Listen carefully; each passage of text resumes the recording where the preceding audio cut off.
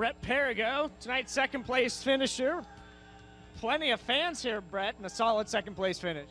Yeah, I got to shout out the Turn 2 Terribles over there. They're all a bunch of good guys to hang out with and talk to. I really like them.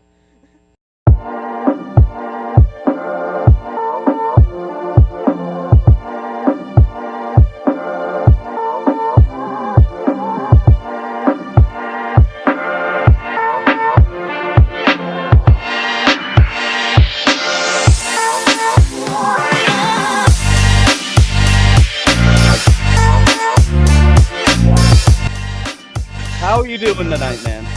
Hey, I'm talking here. You know who you're talking to? Macho Man! I'm on my way to Monday Night Raw.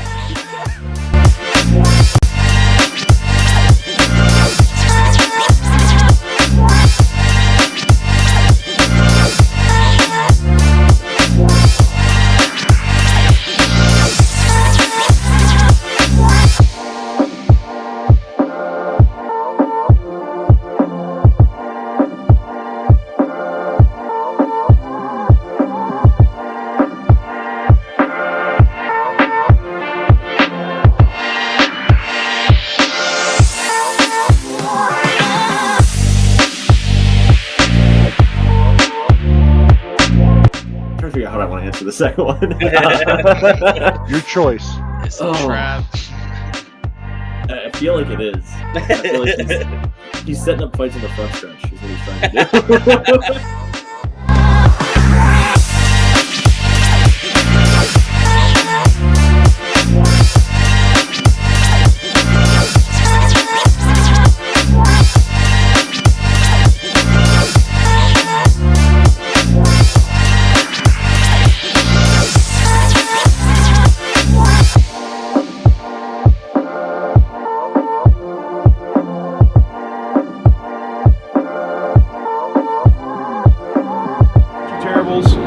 Speedway. Got Devin Gordon with us at Keen Motorsports Shop here with Kyle Keen. Sitting here with Sean Keen. We're going to talk a little bit about racing history. Yep.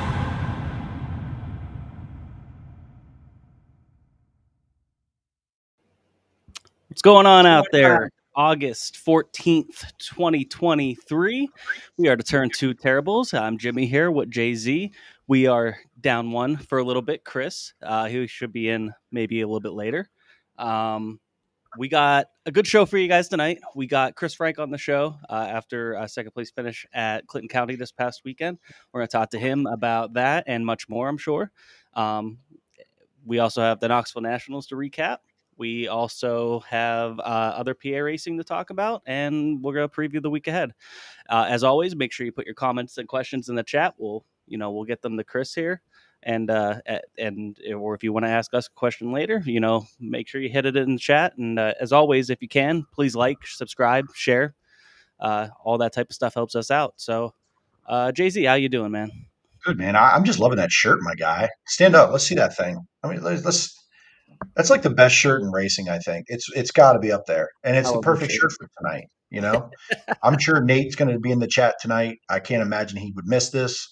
So it all is perfect. The only thing we're missing is Chris, and we don't know where Chris is. So yeah, we just heard from like a half an hour ago. So he should be in at some point, and he'll be in here.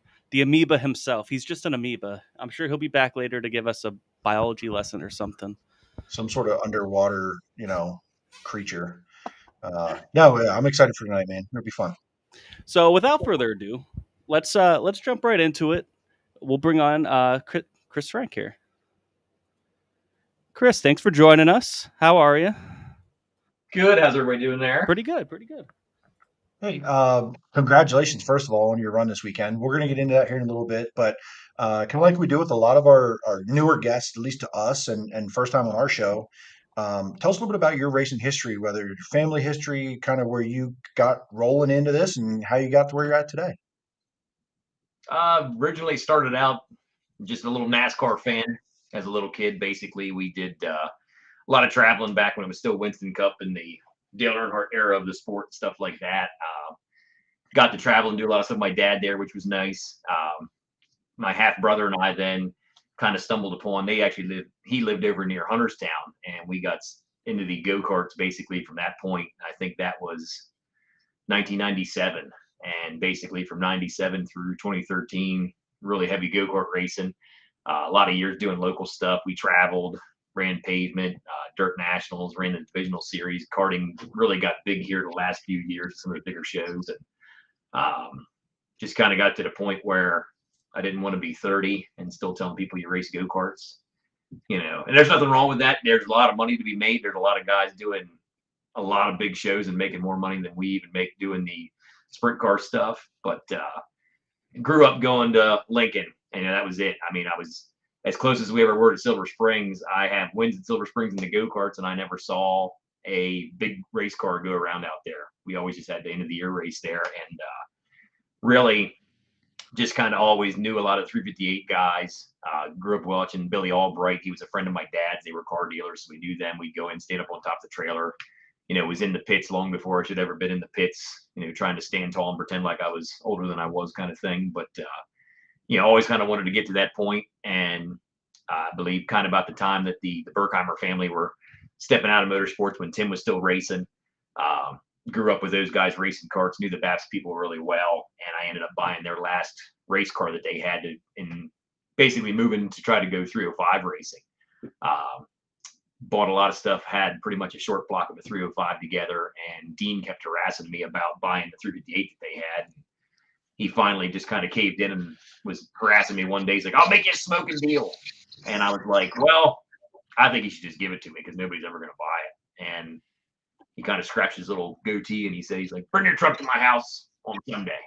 And we literally loaded up the motor, all the stuff he had left. They gave me a 358 wings. I had a 5x5 and literally did not expect to make it out that year, but we threw the 358 in and went racing. And that's kind of where it came through for now.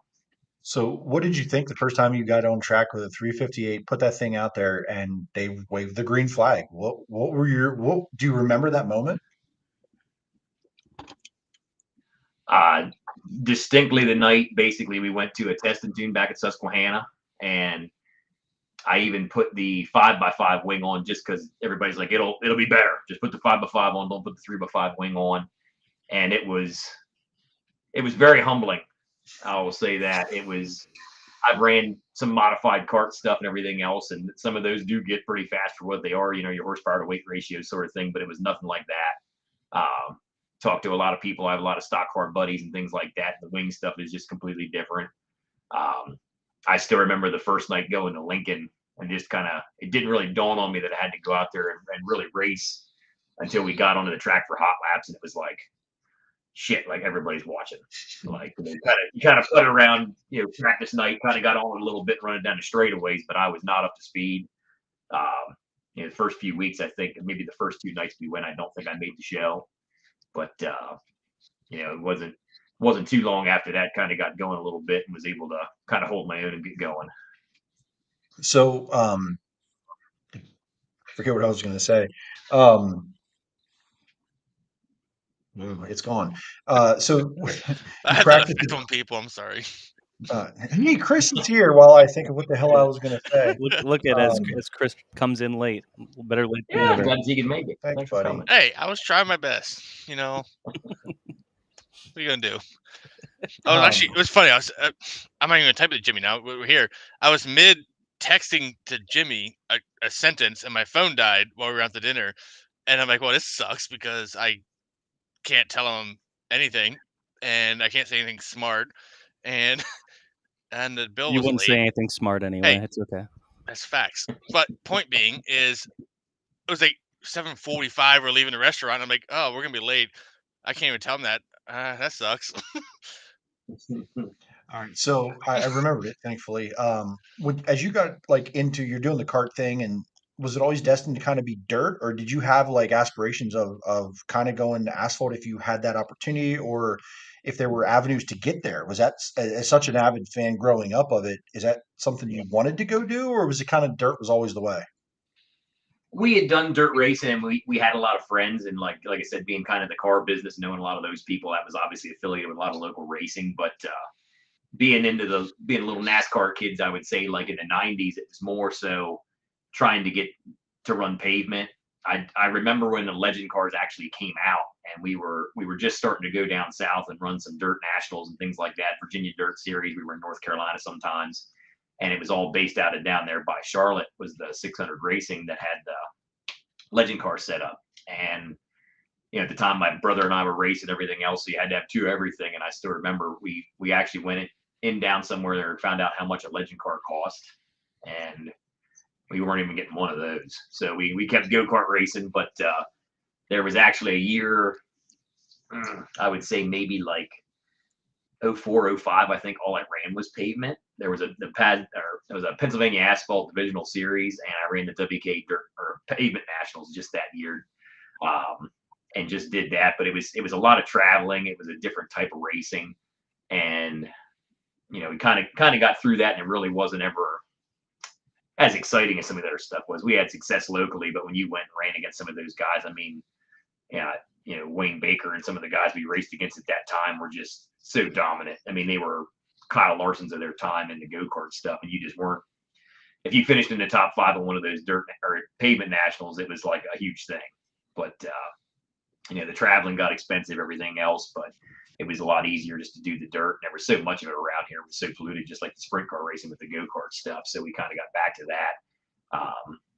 Really got more big races for the dirt around here. And it wasn't so much, I don't want to call it backyard. It was never really backyard with some of the stuff that it is, like some of the things you hear about now. But, Hunterstown's really grown from a small little go-kart track to it's, they have some really big shows. There are a lot of big things. Shippensburg used to be my favorite track to go to on a Friday night. That was an excellent place to go race. Selinsgrove go-kart track still in operation up there. It was always, once Shippensburg closed, I would drive to Selinsgrove on a Friday to race the go-kart if we didn't have a big race that weekend just to run. I really liked it up there. So I would imagine if you were in North Carolina more or lived any further south than this, you'd have probably ended up in the Asphalt Legend at some point. It sounds like probably. Watched a lot of it, and that's when I think like the NASCAR college stuff came to be, like the NASCAR Tech. Actually, a couple guys we raced with growing up. Benny Bayshore was actually, one of the guys we raced with when we got started at Hunterstown. Him and his brother RJ, they actually worked for Joe Gibbs. Benny was Kyle Busch's crew chief. And ironically, Mr. Drew Bible, as I was looking at my shirt here, he worked with those guys at Joe Gibbs and did shocks for Joe Gibbs and actually knew them. So I was able to send him some embarrassing pictures of us from the late 90s so he could kind of rub it in our faces. So I think that really made his day.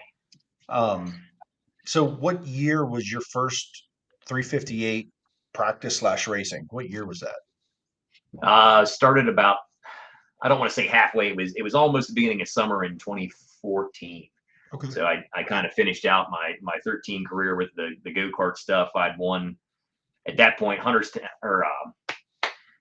there was a Burris Money Series and a Pennsylvania State Series, and it was two different things. There was probably about a dozen shows and a bunch of other little money races and stuff. I won my class in both of those. Was really doing well in my division of that. And it just kind of was like you really weren't going to top it without traveling and going and doing other things. And within the go-kart stuff, there's a lot of different motors. It's even changed so much since I've raced it with everything else. But basically, with my height and size, I ran super heavy. And most of your main divisions was like, I'd call it like a stock. They used to be like light, medium, heavy, super heavy.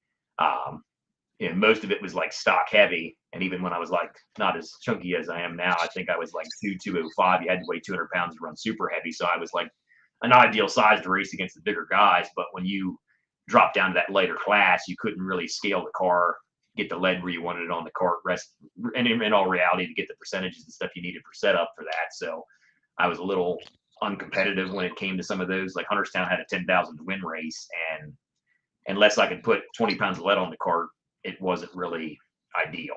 So kind of got as far as I was going to get with the go-kart stuff. And like I said, just kind of wanted to see if we could make it run at it or not and see how far we could go with the sprint car stuff. And like I said, grew up around 358 racing. That was something, nobody really knows about unless you're in central Pennsylvania. People don't even really know what they are, but it's funny, like how big it is now. And I think it's on an uptick. It's getting a lot of cars. There's a lot of guys coming in, a lot of 358 or 305 guys moving up. I hear of a lot of sportsman guys wanting to move it. Even the last couple of years just coming in. I think it's a great division. And as much as anybody was like, we need to get rid of them, I think now, I mean, we have just as good a car counts as any place on a regular night. Well, you do, and it does. And I listen. I can only talk to every single individual team to ask them like, hey, why are you here? But in my opinion, like I followed it since I was a kid watching the 358 division from goofy ass swings that everybody was like, what the hell are y'all doing in PA? Which they still go, why 358? Because we're weirdos around here. But at least we're 5x5. I think the 5x5 wing has really made that division just like a 360 division. That's a feeder division. Your 360s at Knoxville. It's a feeder division of the 410s. We always knew 358s were around here, but I feel like it is different today than it even was back in the day, where you had your dominant 358 guys go to the 410s, and others did too. But now I feel like it is truly you can get enough racing in. You have a very similar feel versus that goofy ass wing, and it's truly go get some laps in this and then let's go. And it's less of a transition now. And even I think maybe some guys will skip the 305s and go to the 358 because it's closer to a 410 than it's ever been. So while it's not getting cheaper, I think 358 division right now is also attractive for some other reasons. I think because you can go and be creative. I think there's opportunities to do what you want. I mean, you want to go win races and put your name out there? Go be as creative as you want to be until you get caught doing it, sounds You're like. right. So drop a 360 in it, fucking let it rip. just fucking show up, I guess. But anyway, so you've been in the 358. So kind of how has your schedule been as you kind of got into that division and up until today? Because you're kind of now mixing in some 410 stuff. How has that kind of grown and your program grown and you've grown through those years? Definitely starting out kind of stuck to Lincoln. Was just easy to go weekly and get seat time. I think kind of by the end of the first or second year I was running, I started to peek over to Grove a little bit, but the motor wasn't quite up to snuff with what some of those guys had. For lack of a better term, I think mine was more still kind of like the cars situation. It wasn't the super ported out heads and the stuff that all the Grove guys did necessarily, but it was good enough to run. But when the track was heavy, you really weren't going anywhere. But it was very nice, and I think possibly like the last couple of years the schedules haven't been great. I really wish we could get more races at the Grove. Justin Lowe, talk to him all the time, but and I get there's other stuff going on, everything else, but I feel like there's for what people want. We have a full field of cars now. It's not like there's 16 guys showing up. We're running B mains, that kind of stuff. It is a little bit more attractive because now it looks like a regular sprint car, and I get that from a fan standpoint. The racing's good. We have guys like Derek and Doug and that are known, that are worth watching come up through the back of a heat race kind of thing. But I do feel like at the same time, like a few years back when Mr. Kevin Nouse was done racing with us, it kind of broke up some of that communication. There's weekends that we don't have a single 358 race scheduled anywhere to go. So you're kind of dead in the water. There's weekends that literally we run the Grove Friday, Lincoln Saturday, and then Baps will have a show on a Sunday. And it's like, as big of a division as it is, and there's some guys that can do all 3 days, it's still more, I feel, like that 305 deal where it's like, I'd like to be able to run once a weekend, wash it and put it away versus go out and burn off 6 tires and 100 gallons of fuel maybe. But I think that's tough, and there's a big gap, I think, in the field, and I think that's what kind of does make it interesting. There's a lot of really hardcore guys, and there's some guys that it's a grassroots. We're gonna try to go race this weekend, and we'll see if we can bring it back next weekend or not. And it's nice to see a lot of guys come and show up, and there's been a lot of new cars. A lot of guys making comebacks that haven't been around for a little bit, even since I've been racing, that were coming back through there. So it's definitely an interesting division. But like I said, at the same time, like it was the same thing kind of like with the go-kart stuff. It's like, how long am I going to run go-karts and just be content running go-karts?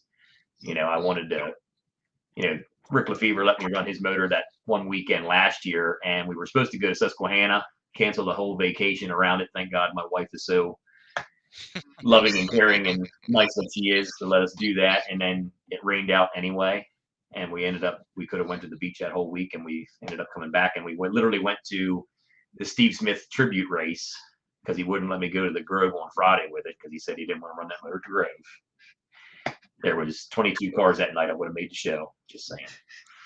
And we went where there was almost 60 cars, and I think just threw it in there, literally did nothing to the car. It was my 358 setup, went out, pulled the right front off the ground the whole time, and I think we ran to B main. I didn't have to run the C, but was nowhere close to making it, but it kind of got that spark going. I really started looking at like cheap 12 head motors and stuff just to kind of go and poke around and see if it, not that anything's cheap, but they were cheaper, just to try to find something to throw in and see if it was even an option, basically. So, I agree with you completely on that 358 division. I watch a night, whether it's Williams Grove or really Lincoln definitely gets more cars on average. It's not like Williams Grove is short on cars, but you have those veterans, your Steve Owings and your Hammaker and your Derek Locks, and then you have your Jaden Wolf and yourself and some of these other guys that you've had some experience, but you're not older in a sense. But like it's such a mix of, but any of you guys can win. Like there's a night there, you get the right night and it all goes right. We've seen Logan Rumsey win in his first year as a rookie. We've seen veterans come out and we've seen veterans come out. Yeah, long story there. Thanks, Craig. Have fun, buddy. That's not That's even a long another story. It's Australian friend of ours. So short story. it's like 10. Oh yeah, it's like 10 a.m. there. Oh, hey, mate. He's almost on it, ready for a smoko. But that division is very diverse, and like you said, there's comers and goers. There's guys running a little bit, dabbling in it, and then they kind of go whatever. I've even seen guys holding on to 358 motors, and they have a 410, and they're just because you never know, and they can still go race. And I've seen more of that probably recently than ever, where it's like, I don't want to sell it. It's hard to get them if I want another one. So, hell of a division for sure. But listen, like you said, it's like how long do you want to do it, but it only gets harder. Shit is not going to get easier as you go to the next level because then it's building that program up to that. So what do you look at for the future? Like you kind of know what you have now. You have a 410, correct? Secured and running? Yes, actually, with a little bit of waiting and some patience, Mr. Billy Dietrich talked me into waiting to try to find something besides a 12 head. Just kind of in the air that basically it was going to be, you're going to get it, you're going to run it, and you're going to be like, shit. Now we've been out 2 weeks, you're kind of up to speed, and this is all the speed you got. And very thankful to have waited to take that advice. And I'm great to have a friend like him to be able to point me in the direction of some of that stuff. He did actually help me locate the motor that I ended up buying in pieces. The next better, as we could say, Billy is the better Dietrich as far as we're concerned, and he knows it because we told him that on the show. So I'm not going to argue that point. You don't have to. It's fine. It's just true. We all know it's true. So we love Danny, but Billy's the real one. Nah, Billy's awesome. He makes it a lot of fun, and we obviously had a great weekend. But he really kind of coached me through this process, make sure I didn't make a mistake buying something that was going to bite me in the ass, kind of thing. Literally there, the end of last season, probably before I'll say like late fall, early winter, I literally drove out to it was like the side of Ohio. It was literally, I think I left at 5:30 in the morning in my wife's little blue Honda and bought it in pieces, loaded up the block. I had heads in the back seat, the mag, and we're trying to make sure everything was there. Just drove out by myself, turned around and came back and was home at 7:30 that night. And then when I was unloaded out of the car, I was like, oh, fuck. Like, why? Why did I do this? Like, and I remember the night before I left, I literally called Gary Hammaker, and I just knew buying what it wasn't anything fantastic. It's a little bit older all-pro motor, but it was definitely going to be a big step above trying to max out a 12 head or something like that to really get it going. But kind of convinced him, twisted his arm a little bit, and he said he would help me get it together and do a little project and make it happen. So, once we got through all the 358 stuff, he does a ton of 358 and Sportsman 305. So when he got everybody kind of taken care of, we started on it here kind of after the season started. I had planned to run a few more races before when we got out here just to kind of get some practice and do some stuff local here, but really didn't just pan out to get it done. Wanted to get it to the dyno, make sure we did everything right, make sure it was all set up. That way we weren't kind of showing up and spitting and sputtering. And obviously, very thankful for Gary and those guys taking the time and helping me make decisions on what to replace, what not to replace, doing it the best we could without spending a ton of money and just buying everything all new, which was a big part of it because there was just no way that was really in the cards for myself at this point. But I mean, really, we took it down. I dynoed at Belmont. He was a big help getting the fuel settings for what we had. I thought I had an idea what it should be, and it ended up being nothing at all what it was as far as fuel settings. But thankfully, I mean, I was able to literally plug it in the car the week after we dynoed, and we went to Big Diamond Friday. It started, it ran. Big Diamond was a little faster than I would have cared for it to be. It was like kind of hammered down, and I did not expect that. I thought it was going to be a little slick, but survived and kind of made it through there. I think I was the last car running at the end of the feature, but that's kind of where I was all night. I guess the guys at the end just didn't. Well, obviously, the start of that one was kind of a little hairy. Literally, I think Mark Smith started right inside of me, and it looked like he missed his exit on the highway. I think he caught a tire or something broke, and he just peeled into the infield and caught a bunch of guys, and that was a melee. Yeah, that was a shit show. So let's talk about the weekend a little bit there. You're right. You weren't Corey Haas, so that's step 2. Yeah. Yeah, you didn't end up Corey Haas or Mark Smith, and you finished. So we'll take that as a win. And you ran that race last year too, and the track definitely was more slick last year. You ran that last year, right? Yes, last year they Mr. Wojo was promoting 360, 358 kind of bonus money and things like that to come up. Looked like a neat night and everything else. I thought we were going to be kind of Susquehanna size, so I was a little intimidated with the power difference, but in talking to guys, it seemed like it was a decent sized track. Here it's more Lincoln sized. I think it's maybe not as long, but it's a little bit wider radius probably. Looks completely different because that's one of those tracks they only have the wall down the front stretch, so it gives it a whole completely different look. But had a blast last year. I think it qualified through the heat race, and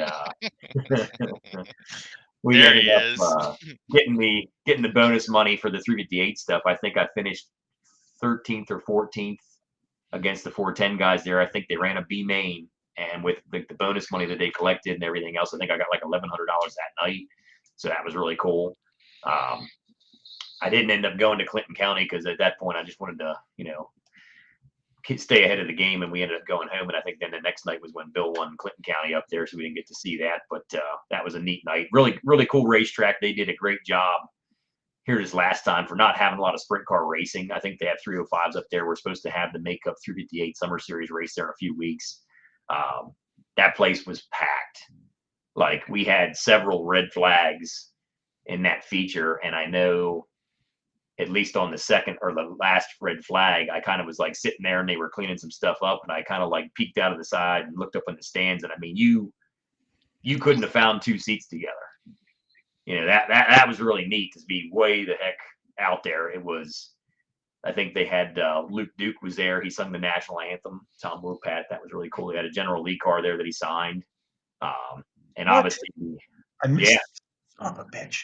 They didn't post until that week. I had no idea. That was actually really neat. I wanted to go over and see it, but we never actually got a chance to go check it out. But really nice setup. They kind of had the pits segregated, call it more or less, that we could have all the sprint cars at one end. It was pretty easy.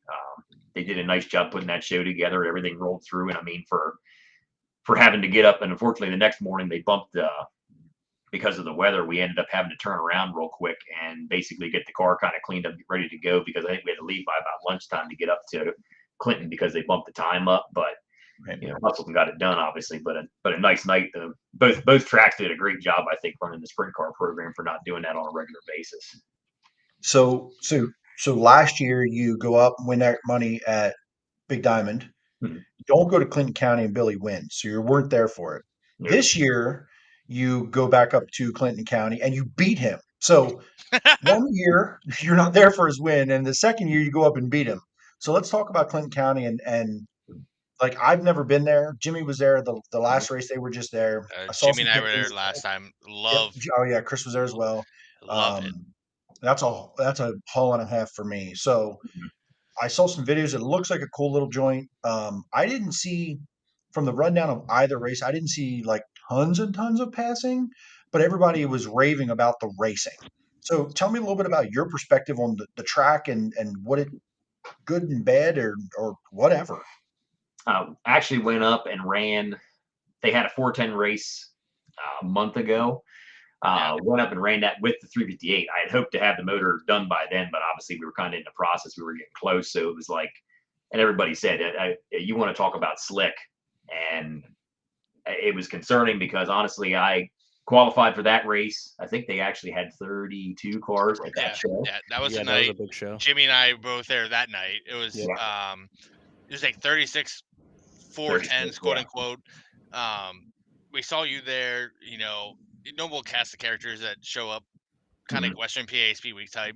You had the legends there. We had that long delay because that dude, that vicious crash. That blew apart. That was nuts. That was wild. That was crazy. So that was my first time there.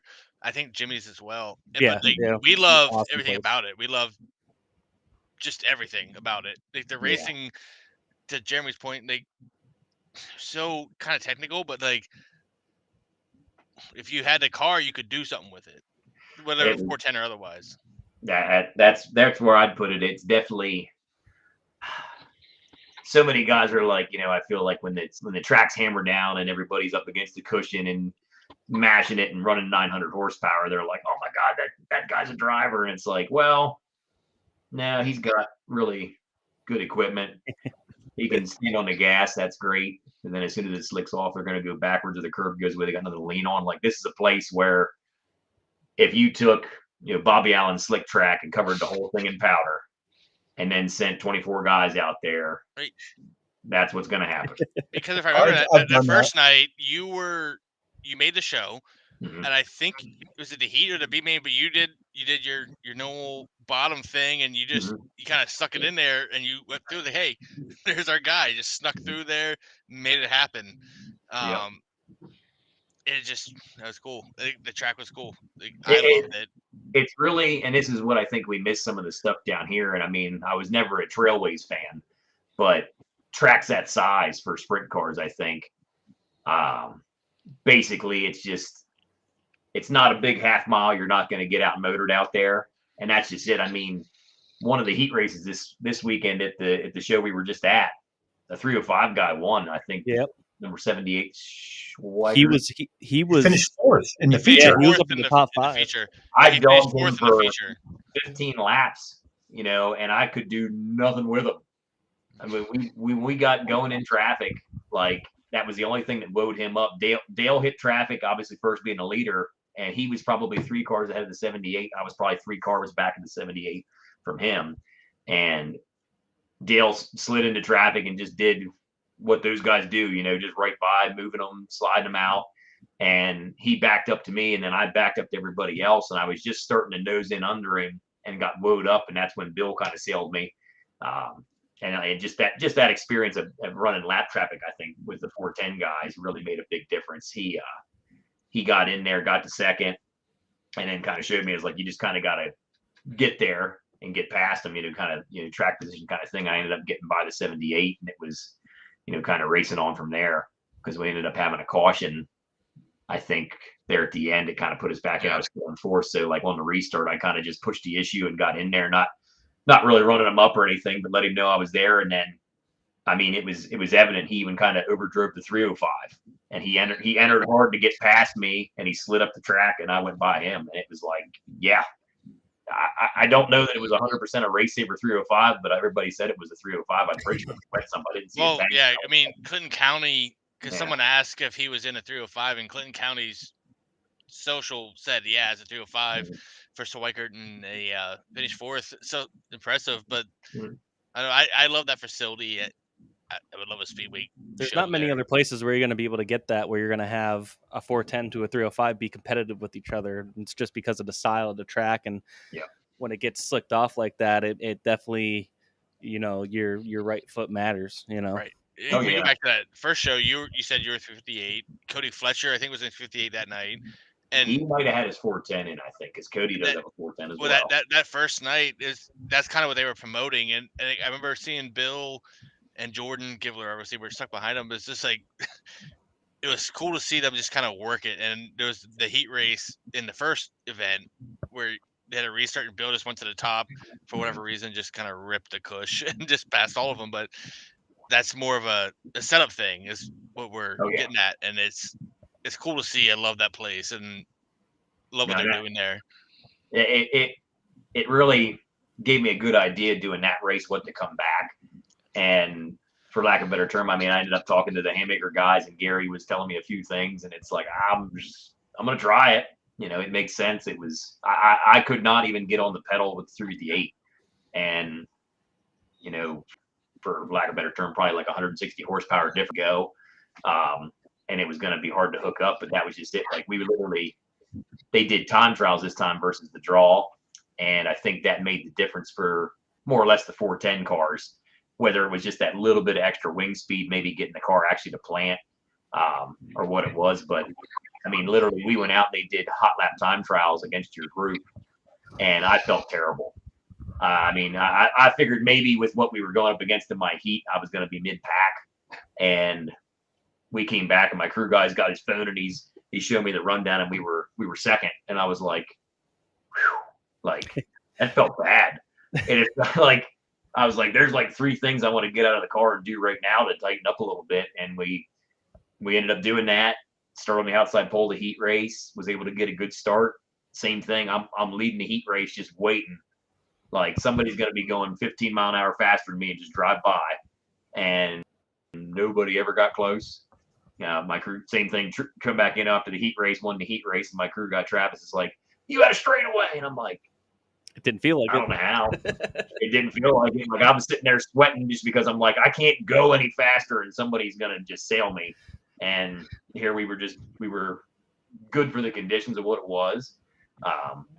You know, obviously they did that Eldora style redraw like they did at the last big race, where you only pulled against, like, the heat race winners pulled for 1, 2, 3, then the second place went 4 through 6. Like, that was nice because you weren't gonna win your heat race and have to start 12th kind of thing. You know, obviously I ended up kind of the worst of that deal, starting 3rd, but you know, really just that's a place where if you can overcome qualifying and be up front, that little bit of clean air, whether that makes the difference or not, really, really helped. You know, track position was key, and then just kind of maintaining and kind of going from there. There's Nate finally. Fucking Nate. So go ahead, Jeremy, before I go into No, I was just like listening to like how that went, and you kept waiting for someone to go by and driving as fast as you thought you could. It sounded like slower was faster, and just keep the tires under you, keep the car as straight as you can. I don't know the track, but it seems like one of them deals where if motor doesn't matter and it's keeping the car under you, matters more. You know, if you're overdriving the corner trying to pass that car in front of you, you're just going slower and slower and slower. Well, that was just it. I mean, even there at the end, getting to race with Bill was really neat, and it was so slow that it was kind of momentum, but it wasn't. You know, like, and when I say momentum, like, I feel like a port roll type situation where it's slick, but you're tight to the wall because you're just keeping your speed up. I feel like even Susquehanna anymore, there's no bottom for that for the sprint cars, because you can be spinning the tires up top, but you're carrying more speed. And Bill was kind of sailing it from the middle to the top and coming off. And, you know, like I said, just my whole sprint car career has been practicing the bottom and just trying to get it that little bit stuck. We heard that you don't leave the bottom. I think Bill may have been the one that said when Chris Frank leaves the bottom, it's a problem because he doesn't. Right. Like, we don't have the exact quote, but he basically said, yeah, if he leaves the bottom, he sucks. I was going to ask. You were getting some lessons from Bill over the offseason, because I had to go back and listen to some stuff today. Yeah, I mean, if you want to say a lesson is him calling me a pussy and telling me I'm on top. I mean, he said that on the show, because I went back to listen to the Billy Dietrich, you know, teaching lessons for you from, I believe, right before the icebreaker. He said he was giving you lessons. So I have this tire here that basically says if you run the top wrong, what happens. Mm-hmm. It's expensive up there. Yeah, this isn't yours, right? Like, just checking. Well, I don't know if it is or not. Chris got props. I've made plenty of those. It's not yours, but Bill definitely said that you only run the bottom. So we spent the last 9 months. Jeremy's been on the hunt for 9 months. I saw him lose a race this year at Williams Grove because he didn't run the bottom. Right. Jeremy made that point. I'm like, wait, we gotta find that clip, because Jeremy's since Billy Dietrich's time on the show here, has been trying to find a clip of you running not the bottom to prove Billy I have wrong. photographic evidence of it. And in the time you don't run the bottom, you lost the race. So, Billy, what do you have to say for yourself? Like, it cost Chris Frank a win, buddy. Like, I'm sorry, man. So, a question I had about you, it's kind of well known that you run the bottom, and Billy kind of said it here in the comment, his go-kart experience came into play. I was going to ask, maybe maybe being influenced by asphalt early on, does that maybe play into why you're comfortable on the bottom, or it's just doesn't? I'll say too, like, I think the setup stuff that I do, and asking a lot of guys and what they do and how they run and things like that, and then being able to, even just a couple of times last year, doing the experiment with Rick Lefevre with the motor in the car, and he lives nice enough to let me do that. Hearing what all the guys say about 410 racing and this and that, and I couldn't get it out of my head. I was trying to make clean laps and stay on the bottom like I always would. And a couple times I missed it going into 3, drove through the middle and actually picked up speed and caught the guys. But I couldn't get my brain to realize that was happening. So I constantly kept trying to hit the bottom after that. Because I remember distinctly coming in and Bill's like, the couple of times you came through the middle of 3 and 4, you caught those guys. And I'm like, yeah. Yeah, I know, man, but my safe line, man. I'm here. I'm good. Well, it's what's comfortable, and that's just it. And I feel like I could go up and run the top, but I'm going to be slower. And 9 times out of 10, I can make speed on the bottom when everybody is all clogged up top. I can get beside people and everything else. And I think that is a big thing, especially with the 358s, is clean air, getting air on the wing. And same thing with the 410s. I mean, that's just part of what it is. But having run the 410, it's a little more versatile with the horsepower, the speed, the wing speed. Because even I equivocated to your go-kart stuff, you always ran the cleaned off lane, and it was the bottom. And if you got pushed up a little bit, it was slick or whatever else. And that's just it. There's either dead nuts at the bottom, or hey, you can go up and hit the cushion and it's cleaned off. And the 358 race, and especially at Lincoln and some of the places, depending on the night, the track gets so dirty that middle, that top, we don't clean the track off. And whether that's guys not running the top or moving around, the weight of that engine, the way it sits in the car, I mean, everything now is, I mean, literally, I did nothing different to my car except for setup stuff. It was the same wing, car, everything else. Just pop the motor out, put that in.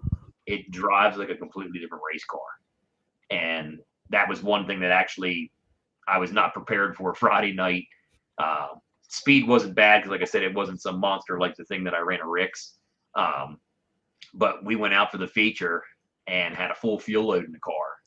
I don't always check with a fuel stick or whatever else. We kind of look at it and just see what the level's at, and I know where I need to be on stuff. But we probably had 10 to 12 more gallons than I've ever had in the car, even running the summer series race with 25 laps for a 358 feature.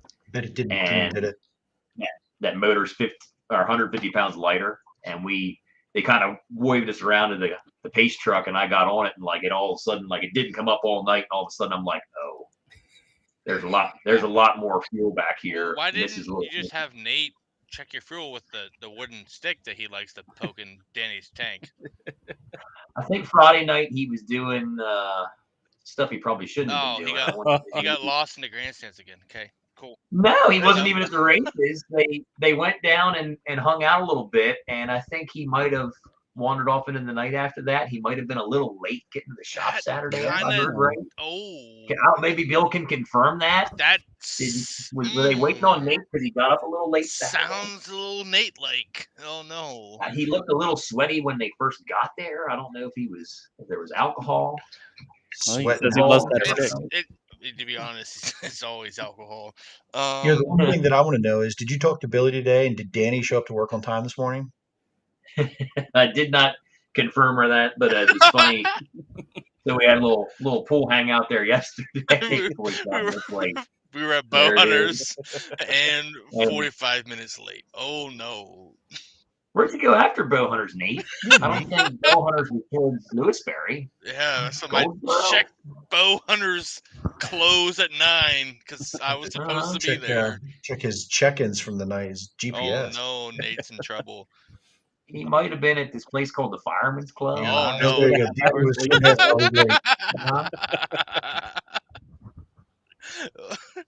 Oh no, Nate's on written warning. Uh-huh. So, what is your go-to pizza place? Yeah, go back to that. I'm actually a diehard Jim and Nina's guy from way back. And if you're anywhere around Dover, East Berlin, that's an easy go-to. So the smoked sausage pizza from Jim and Nina's can be topped by nobody. Okay, all right. What Nate also said, what is going on here? He must still be confused from the weekend. He's heavily medicated. A lot of PTSD. Tell me about your car design and your career. Everybody calls you the Bug Man, and your car design is one of the coolest designs that I've seen the last couple of years. As far as like the helmet with the spider on it, last year you're not running that this year, the same thing, but like it all flowed and made sense. Tell me a little bit about your career, what you do, and how that all came about. Really, and then the shameless plug there. Can we get the Dowdy's thing on? I don't care about the car, but obviously, came from a long career of sales. Did a lot of stuff there, and actually, this is my in-laws' business. My father-in-law actually started Dowdy's Pest Control, and actually up by Clinton County, Williamsport is actually where that business is located. During COVID, I ended up parting ways with BAPS, and my wife was not sure that all of our employees at the time, with business being non-essential and essential in that whole mess where they weren't going to come back to work and everybody was getting the extra money. She had asked me, she's like, before we go looking for something else, you actually have to get licensed by the state to be a pesticide applicator. So went and got certified, and then basically started putting out feelers from there, put together, the equipment, brought everything down here for me to basically go out and do that. And it's been excellent. Very fortunate to be able to be in that family business. My father-in-law actually passed away about, I think it'll be 9 years ago now, and my wife has been helping keep the business side of that. She's actually works for a CPA here in Mechanicsburg, and was able to do like the payroll, keep the business taxes and all this stuff. Run the backside of the business to keep it rolling. We actually have 3 full-time guys up there that work, a bunch of girls in the office. It's a pretty big business up there, and I've really, mostly thankfully to my racing network of people and family and friends down here, I'm pretty busy. We've got a nice little business going down here. We pick up stuff all the time. Actually, just so everybody knows, it's not a White Claw that I'm drinking. I'm not one of those guys. One of my customers make these over in Lewisberry. That's a commercial account that we have, and it's a distillery. It was called Crossed Water is what it's still called, but they actually make these for the Philadelphia Phillies. So they go into the stadium. So it's actually like a rum that they make. I don't and then it's actually think I don't think a dude's ever made Jimmy so hard. I was gonna say that sounds yummy to me. I'm interested. I think there's about a dozen different flavors, and the fridge is full of them. If you ever want to try one, I can bring some along. Oh yeah, you said you had me at rum and Phillies. He sold and Phillies. So there's I think you told me this story one time, but I want to hear you say it again. So the oof thing. How did that come about? So, of all the numbers and everything, and that was I've always literally, even from when we first started running go-karts, I've been 00 since 1997, and that literally goes back to an old NASCAR thing. If anybody remembers Buckshot Jones, he actually ran the Busch Series at the time. Was even when I saw it, it was the Aquafresh car, and that was the first encounter with that number on a race car. I'd never seen that before. I thought that was really odd to have 2 zeros, and that just kind of always stuck with me. Then that'd be the OOD. Oh no, that's OD. Yeah. Never mind. Okay. But yeah, I mean, even so, we get to Lincoln, and Shane Smith has his car there and everything else, and we're even running transponders. So I don't know what the hell the difference it really makes. But the fine crew at Lincoln were so fine as to make us 00F. So I couldn't even pick it and be W00 just because I wanted to hear Wayne Harper try to say that every time. So we could have just been Woo. I think that would have been a lot cooler. But yeah, so it's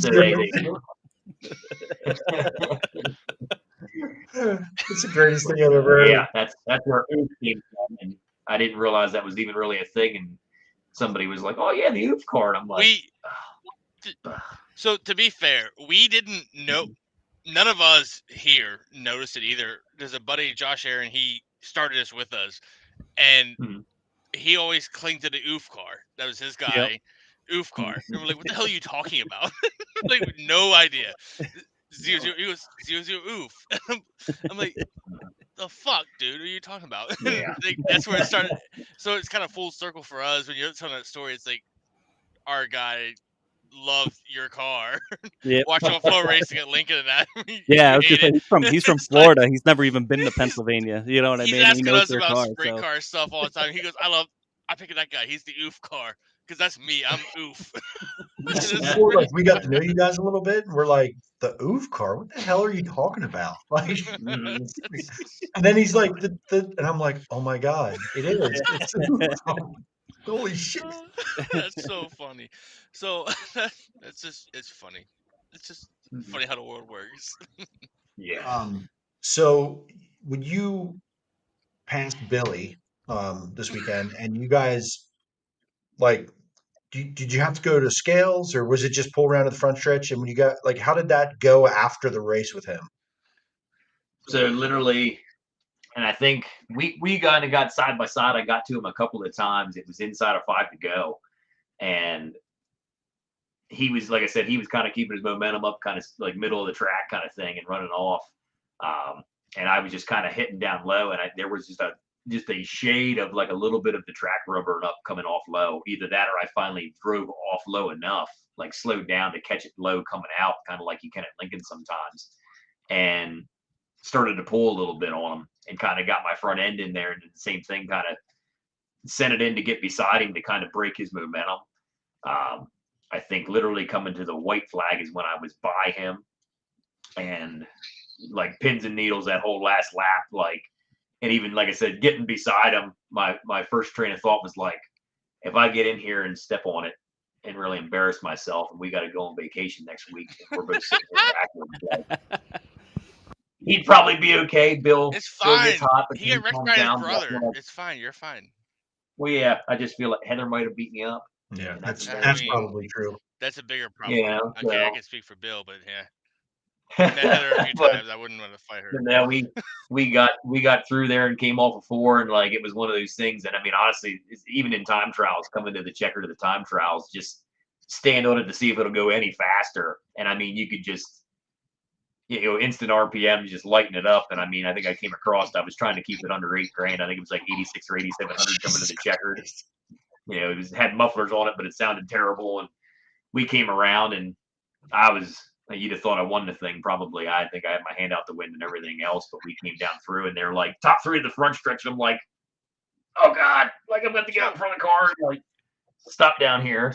So I was going to go one way, but I do think you're known for having your hand out the window towards a certain individual. yeah, I was gonna say, were you giving him one of these? Was it one of? Yeah, if you see somebody in the military, you gotta give them a salute. Or what like about that. this? What about this salute? Well, that's one of the couple of flaggers I like. I think that's from my buddy Ed at Lincoln, maybe. So for everybody doesn't know the story, I took this picture early in 2022, and he came around. I'm like, this car is fucking cool. It was before I knew Chris, before I knew these guys, and it was really my first year shooting technically. And I'm like, that guy was just giving me the fucking finger. I was like, I kind of looked around and like confused, like I don't think I know him. Like, man, I'm like, I don't think he knows me. And I looked didn't around, make I'm like, any enemies yet. it took a couple more weeks. So like, I walked over to the flagger standing there. I'm like, was he giving you the finger? He goes, yeah, that's a buddy of mine. I'm like, well, I got a really good picture of it. Do you want it? He's like, yeah, sure. I was like, but you couldn't miss it with the gloves with the neon green. And I'm like, it's flipping me off like son of a bitch. So did I see going back to when you passed Billy? Did I think it was related to that? Did someone posted the GIF of Terry McCarl passing shots years back? Did you do that? I remember that was a classic. No, I actually did not. I equivocate that back, like running there too. Like I can't even begin to explain the slickness of that place. Like thank God you didn't have to let go of the wheel to rip a tear off, because it was like you had to stay so steady. Yeah. And it was just funny. I think Meanwhile, I think after the checker, I had my hand out the window and stuff. And that's Chris's version of it. Meanwhile, Billy's like getting past, flicking him off, and drinking his Billy Dietrich beer. And they fuck you, buddy. Like, so yeah, and I think there was nobody there, maybe with the exception of my mom, that was excited for me as much as Bill was.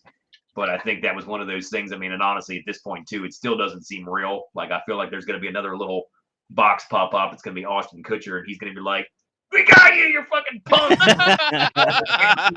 behind me, and they're going to dump confetti and be like, "Tear up that fucking check! It wasn't even real." So it doesn't feel like it happened. It was very odd. Obviously getting to race with Bill was awesome. Dale Blaney is somebody I look up to in the sport. I feel like he's a very successful person in my eyes and how he does things. To have my name on a sheet right beside his that wasn't just like a height comparison of people at the races, like that's a major accomplishment. It was stopping there on the front stretch, like it kind of all hit, like it was like race mode. And then all of a sudden we were done, and I'm like, holy shit, that just happened. Like that really happened. Like they told the 00 stop on the front stretch for the podium situation there. So cool. And got out of the car and looked back at Bill, and he just had like a shit-eating grin on his face, and it was like, oh, this is amazing. That's awesome. All right, so it's time. We've kept you here long enough. Let's get to some of these things. We'll get you going. It's my time. It's your time. You're on the hot seat. So you're getting he knows what's coming. He's waiting for this moment. Somebody you love racing with. Obviously, don't taint your answer with racing Bill Saturday. Okay, that he's your favorite guy to race around. Okay, But that's just too much. That's a homer pick. You can't do that. That's like Jimmy picking Eagles players in a fantasy draft. I will say this: you talk shit on Bill, I'm gonna cause all kinds of critter control problems for you. Jesus Christ! So one driver you love racing around, and somebody who is a pain in your ass that you've always had a battle with, and it's not always enjoyable. One or the other, or one of each. I mean, some of those people, I wouldn't call them drivers necessarily. No, hey, phrase that. But perfect. There's people, and it's just that. Is that a good tactful way of saying it? That's good. No, and I mean, you're gonna have run-ins. Things are gonna happen. Heat of the moment, and it's for sure. I put it back to a lot of Lincoln racing with the 358s. It's tough. It's one lane. It's a lot of people driving in their mirrors. People get frustrated. Shit happens, and that's just it. And I will put out there, like, I don't like racing around everybody. Obviously, there's guys that I would go door to door with, and people that I have a lot of respect for, and especially some of the younger drivers, like your Logan Rumsey's and guys like that. Like, when Dylan Norris was still in the 358s, like, he was very young, but it was like, I'll run inside, outside, or let him go wherever on the track. I wasn't worried about him. But I think a lot of times what it is, and you kind of got to get some of that stuff out of your head. And it's just, even though you're racing with some people you might not necessarily like, I think it's a respect thing. And that's a big part of it. And I mean, sometimes you just kind of got to let those things go and just get back at it. And it's like, give me an inch, I'll give you an inch. Like, we're not out here to kill each other. Like, people get frustrated, stupid shit happens. That's racing. I don't think I've ever intentionally ended anybody's night, that kind of shit, but you kind of let them know, like, hey, I'm not appreciating what's happening, and you go about your business. So, not everybody's going to like you, even with a face like this, which is hard to believe. Right? It's just one of those things, but, it's a respect thing, and that's just it. And I don't care if people don't like me and everything else, and you don't have to, but, I think at the end of the day, it is a big thing out there, and we're running open wheel cars, and that's just it. And you see it in the outlaw stuff and everybody else. I mean, who hasn't seen Macedo chop everybody? Everyone. But they got to race against each other each week, and what you give, you get. And I think that's a big part of it. So you kind of just got to do what you need to do sometimes to, let people know, hey, maybe I don't appreciate this or that, and just kind of move on from it and go from there. Ask your competitor sliding in before you drop a name here. We have fun riding the bottom together. Now, before you drop any names, I did doing some research today. Back to Billy's interview, I forgot leading into Billy's interview that a lot of guys named you as the pain in their ass to pass. So Do you have any thoughts on that? It could be difficult. And I think, me dogging guys on the bottom, they're out there being superstars. And then all of a sudden I peek my nose under and they're like, how the hell? Like, I'm up here running the cushion like a stud. And this guy pass me on the bottom. And then they drive across your nose 2-3 times. It gets a little old. I'm with you. And I'm just kind of the point where it's like front wings are $100. Fuck it. I'll let you know I'm coming. Right. That's the quote. That's the quote of the year. I love it. Because we go back. There's so many nuggets. Because I forgot the time of racing. Like, so you figure we entered. Bill was here leading into Icebreaker Week, so February something. We were just getting open to racing, and he mentioned that, and we had some guys on before, and they mentioned you, and it was respectful and such, but like, still, it's just like hard as hell to pass, and that's why you hit the bottom. You're so smooth on the bottom. And kind of like Ashley, I think was one of them too. You guys on the bottom just doing your thing. Like, hey, we're fucking here, okay? I don't really care, superhero or not. We're down here doing our thing, and that could be a pain in the ass for a guy that's being a hero. So it's just funny to bring that stuff back. Yeah, I think and that's just it. And there is so many ways to skin a cat when you're out there, kind of thing. And I think that's as far as being predictable and stuff like that, that's where I'm tailored to. That's what goes on for me. But like I said, tried to really change up my program here a little bit this year. Did some different shock stuff. There's potential for it. I felt more comfortable running the top here recently with the things that I've been doing and kind of trying to get away from that. But you kind of got to keep it all in your wheelhouse, because then we go back to otherwise you get this. Yeah, don't do that. And well, that's just it. And I mean, you start really running hard and going for it, and then all of a sudden I'm out a whole race car at BAPS one night, and that was really a disappointing night. Running well, and I mean, literally very fortunate. Everything safety-wise did what it needed to do, but now I'm down to, I mean, I had the 410 in this weekend, but we got to basically pull it back out, put it in the corner, and put the 308 back in. I'm going to be switching here off and on through the end of the year. Going to basically try to work my schedule around from what it was the original plan to kind of do that, because that's just it. You really, that was the Dirty Deeds race at BAPS. It was a big paying race. Fortunately, even making the show paid good, because I needed the money at the end of the night to put everything back together, because I mean, it wiped out a ton of my stuff. And just fortunate to have guys like that do that type of thing. But when there's big money like that on the line, shit happens. I think, even that being said, the last 2 times I did that, I don't think Frankie finished either one of those races, and he's the Dirty Deeds guy. But, we're all out there pushing, and that's just it. There's, like I said, I think there's a big difference in a lot of the cars, kind of like how the 410s used to be, from the top to the bottom of your really fast guys to your guys out there making laps. And, it definitely changes up the racing sometimes. And now, to be clear, you didn't answer Jeremy's question, and Jeremy's not letting you leave here until you do. One of each. You didn't. One of each. One of each. One of each. What was the each? I forget the difference. So someone you love racing with, it's a good time. You enjoy it no matter what. And then somebody who's like sort of a pain in your ass to race with, whether you've had run-ins or not, but just difficult to race around. It's going to be a battle, a fight, pain in your ass. Mm-hmm. I mean, really, like, I guess since Ashley's watching, she's one because she's predictable. She's easy to get around. I like racing with her because you know where she's going. But no, she's fun. And obviously you're both Mr. going to the Hinkle, bottom, though. Is what? Well, and that's it. And me and White have had our run-ins and everything else, and it's tough racing, but that's part of sprint car racing too. And I get the block and I get everything else, but it's you frustrated and you run into somebody with that situation a few different times, and it gets old. And there's guys that will run the absolute shit out of you. I can tell you right now, I would race anywhere with Cody Fletcher. He's a great guy, really like him, and he would run us just as hard for the win as he would for 17, and never touch a wheel, never nothing. And it's just one of those things. But If you watch the intro, Wyatt Hinkle is in our intro, and he's like, "Oh, Jay-Z's trying to set up fights on the front stretch." And it might happen in our chat right now. I might need to go back and watch Wyatt Hinkle. He may mention you. I'm actually like the one that surprised me the most about like Chris Frank, Wyatt Hinkle is that you guys couldn't be more different drivers. How the hell do you even get near each other? He runs the wall down, and you're running the other wall down on the opposite.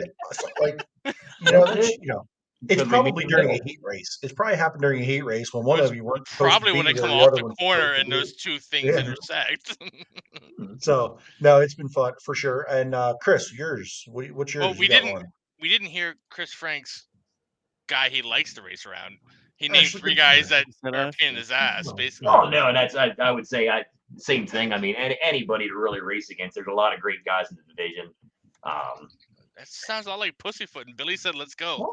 Well, that's, But that's a I good would one. say That's a good one. another I guy can that take. just like Cody, I think another guy that has helped me a ton, that has showed me a lot of stuff and really helped me get to where I am today. Probably the hardest guy I've ever raced against in my life is Doug Hammaker. Yeah. Billy, man. Billy He's says, got "Shot like to Jack, and this would get really interesting. interesting." Them in front of their neighbors, and now he wants me to get all loud, obnoxious on the internet. Like But, those Hammaker yeah. boys, like they have the equipment and they have the experience, so they drive hard for sure. I And see that's it all just the it, time. man. And yeah. Doug has done stuff, and I feel like Derek's accomplished a lot, but I mean Doug is, I feel like, the epitome of 358 sprint car racing. He's awesome. I've watched him slide and do stuff and make moves and just jam through a heat race like there was no tomorrow.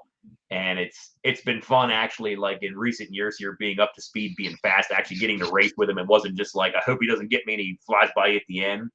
Like, I think even that last show there, when I was running the top leading for, I think I was good for about 5 laps. I might have led close to 10. Newland went by. I think Hartlob went by. And then right at the end, there was like a couple laps to go. And this like hellish, like out of nowhere, just out past me going in with Doug. And I got back under him and we went into 3. And I could almost just feel it. He was like, no, we're not doing this. And same thing, just down across the track and took all my wing off the front. And I was just like, slid up the track and he drove off into the sunset. I'm like, yep. He didn't feel like racing tonight. He was just but that was an interesting night because it took him a while to really get through the field on a track that it was around the bottom, but I've seen him make those aggressive moves. Like he'll just drive deeper than that guy and just clear him before you get to the corner and just make the space. So that was a night where I kind of expected him to really kind of like just drive up through there, and it took him some time for sure. And I can't believe you didn't run the bottom. You let Zach Newland pass you on the bottom. It really, I mean, I debated changing all 4 shocks on the car that night, but watching, I think, what Steve Buckwalter won the 410 race around the top, that was the night that Stutz and Whitall blasted out of the top and then went out in the trees. Went out there under the red and stomped around in the mud on the top of turn 2, and I'm like, damn it, like it's gonna be fast. And I really didn't tighten up the car much and just knew like I'm gonna be way out of my comfort zone. I was like a fish gasping for air, just waiting for it to be over at that point. Like it wasn't that bad. You looked pretty good.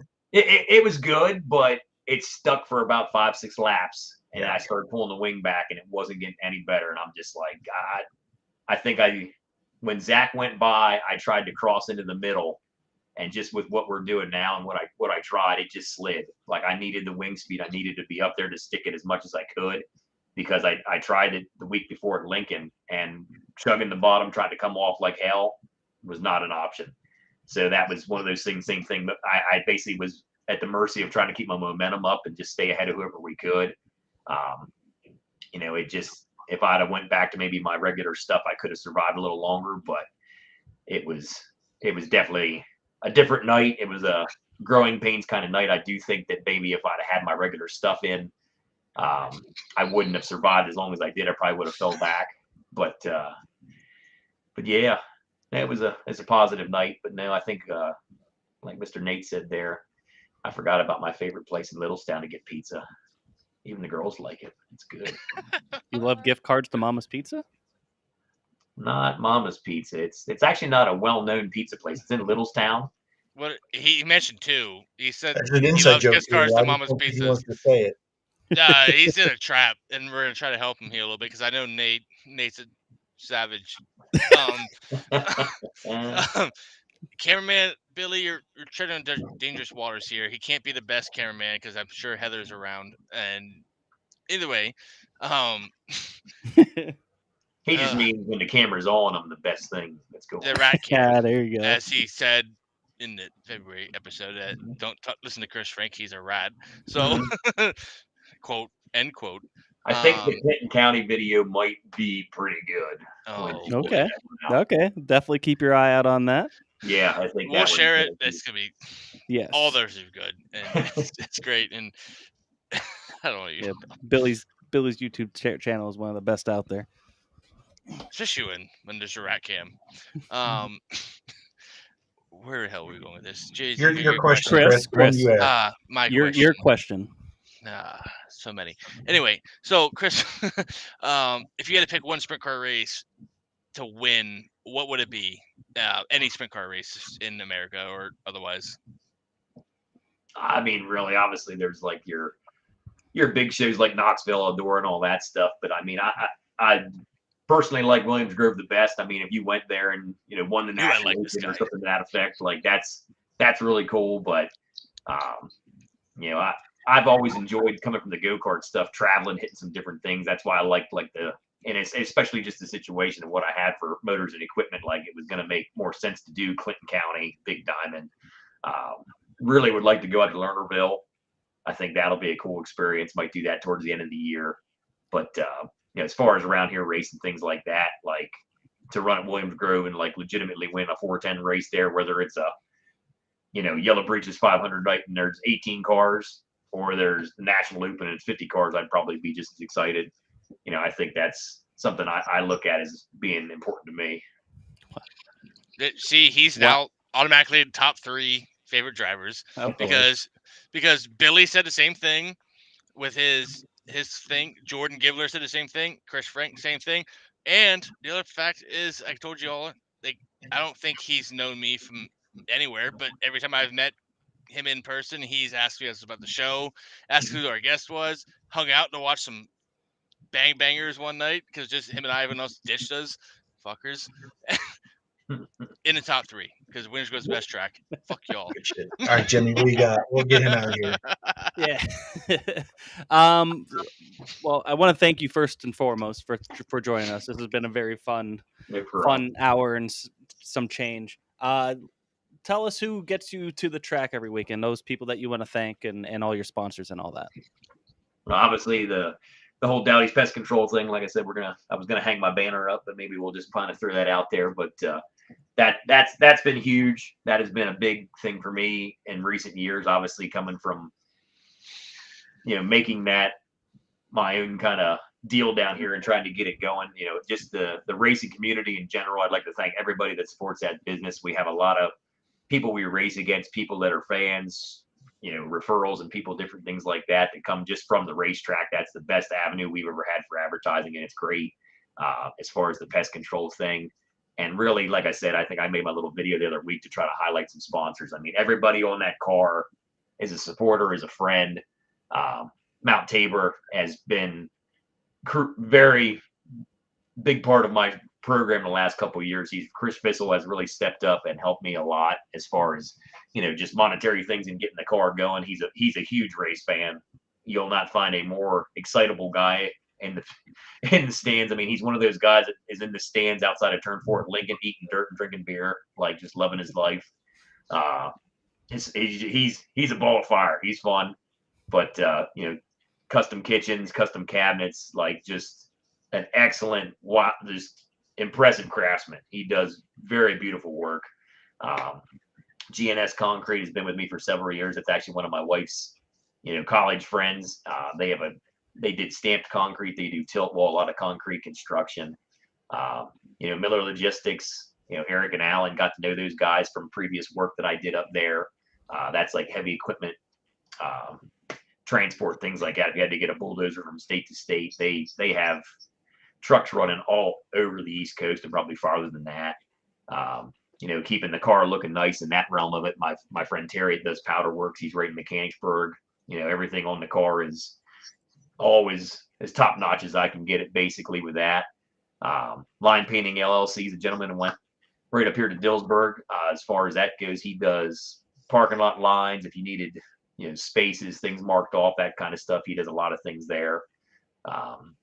Obviously, Nasty Nate Racing. Like I said, maybe we don't really know what that even is. Besides, it's just his personality, and he likes being involved. He's always a big help at the track. He is another huge race fan that just likes being a part of this sport, and we thank him for coming around and doing what he does. And he's a veteran, so make sure you thank him for his service. Yes, but he's always entertaining. Byway Motors, little car lot up by me, Brad. They do title transfers, things like that. Just another local business that really liked me and wanted to support. We try to send him business wherever we can. JRD Automotive is actually Sean Jones that runs the super late model. You really can't miss the car. It's a 32 that's like yellow, green, orange, red. Like it's bright. It's pretty bright. He's a stock car late model buddy from way back. My neighbor Mike over here actually introduced me to those guys. I think that goes back to when they were claiming to be the Perry County Mafia and that kind of stuff. So that was always entertaining. Hoagie's Garage is a podcast. I don't know if you guys ever catch any of that stuff, but they actually, like I said, they've had I think they've had Rico, like Joey Saldana. They've had some really cool interviews. If you get on their podcast, you got to check out like just a cool interview. Somebody I didn't know anything about was Dominic Selzy earlier this year. Absolutely hysterical. Like I did not expect anything. He's a character. That dude's a character. Yeah, he seems like he'd be a good time to drink with.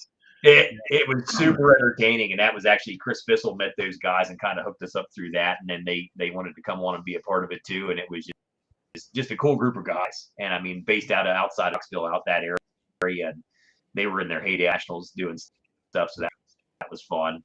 And probably the most recent front wing was the Big Hill Cider Works. Billy and Heather actually live right out by there. It's just outside of Aspers. Literally went to school with Ben Kishball, who's one of those of that, and Troy. Got those guys go out there. They have literally right up from Chris Bissell's place where he does the cabinetry stuff is where Ben lives, and that's actually where they make it. And then probably 2 miles up the road, they have like a venue. All the hard cider. They do food trucks, they have bands. What was that? Is that where Billy had his birthday party? Surprise birthday party in that video? The infamous birthday party, yes. Yeah, that was a good video, and I was like, wait, thinking about that, I'm like, I bet that was his cider works. It's right there in town, so that's pretty cool. Yep. Now, and super, just great group of guys that like I said, I've known. Literally went to high school with Ben back when we even did our little Fast and Furious cars. He had a little Smurfy Volkswagen. I had my little Honda. Like we've been friends for a very long time, so it was cool to have them come on and want to be a part of that. So it's a good time. Somebody Randy, that's a great comment, by the way. That's fantastic. Jimmy, put that on the screen. She gets sensations for a sponsor, and you could turn 00 into titties on the wing. Not opposed to it. Not opposed. Make Nate a bigger fan, but that might do it. I was gonna say you might get I don't know if Heather. You already have a great paint team. Pictures from Sensations that I took. I have some cool little I snuck the camera up just like that. Cool. If you're my wife, she's yelling. I hear background noise. You're in danger. I love Dakota too. Big Asian 00 fan. He's a big Fortune guy now. No, and like I said, these last couple just these last 2 days after this whole ordeal, it still doesn't seem real. That was a very surreal night. Very, very cool. Not that you don't expect to go out there and want to have success, but I did not expect anything like that. I was more than happy with my big diamond night just finishing, and I was walking. I think I got like $800 for 7th, and I thought that was like, fuck yeah. This we might just not even play tomorrow. We might just stay home. Second place pays at Lincoln and through the 8. Let's go. Well, that's it. I don't think it's even $800. I know. But yeah, it's just an unreal weekend. So thankful for all those sponsors, all those friends, and obviously Hammakers with the racing engine, Gary and Russ. It really had to. I don't want to say I twisted their arm, but they really were not a fan of doing that engine necessarily. But really worked with me, and that's what I wanted was somebody who's gonna understands my program where I'm at. Like it's not endless funding. It was not to go out there and make 900 horsepower. I'm not saying I won't end up at the Grove just to go out and start one of those races and make the 500 starts and just run it here at the end of the year kind of thing. But that's really not, trying to be realistic in my expectations is really what it's all about. Trying to hit some of these shows. Like we're not going to run the National Open. We're not going to be anything like that. But, picking and choosing, trying to be smart about it. And I think that's what made it successful here this past weekend was really, trying to be realistic with where we could go and what we could do. So, that was a big part of it. And like I said, I know he was hellishly nervous just going to the dyno and then even going up there Friday night. At one point he's like, I'll be up and I'll hang out. And then he's like, I got something else I'm going to go do. But, after hot laps in the heat race, he's texting me. He's like, is it running? And I'm like, yeah, it runs. So we answered one question. Chris Frank is not in the 69K for National Open. That's what we heard here. They don't have a driver yet for Friday. Yeah, but you said you won't really be racing there, so we're going to take that as not a cue. Double zero. Not in the double zero. I'm just saying. My last question. So, there was a Billy Dietrich beer for Clinton County, Phil Walter Classic winner from a year ago. Did you drink it? And how was it if you did? It's still out in the race car fridge because I almost left it in the cooler and forgot about it. So I didn't want it to get skunked. So it's the whole way out in the garage. But you fucking shitting me? I didn't even try it yet. We would have been fucking shotgunning those things. Are you fucking serious? Wait, well, I mean, like after Saturday night, I feel like maybe it would just taste like disappointment. That's savage. Boom. Is this the refrigerator trying to Straight mic drop? No, Bill. And like I said, there was nobody there, I think, with the exception of my mom in between crying and I don't know what kind of noises she was making. She was thrilled, but I think there was nobody really as happy for me as what Bill was. That was cool, and I think, like I said, that was 100% unexpected. Like if you'd have put the odds out, obviously if you're betting on Dale Blaney, you weren't going to make much, but like me running second that race, I don't think there was a person there that expected that scenario to go down, including myself.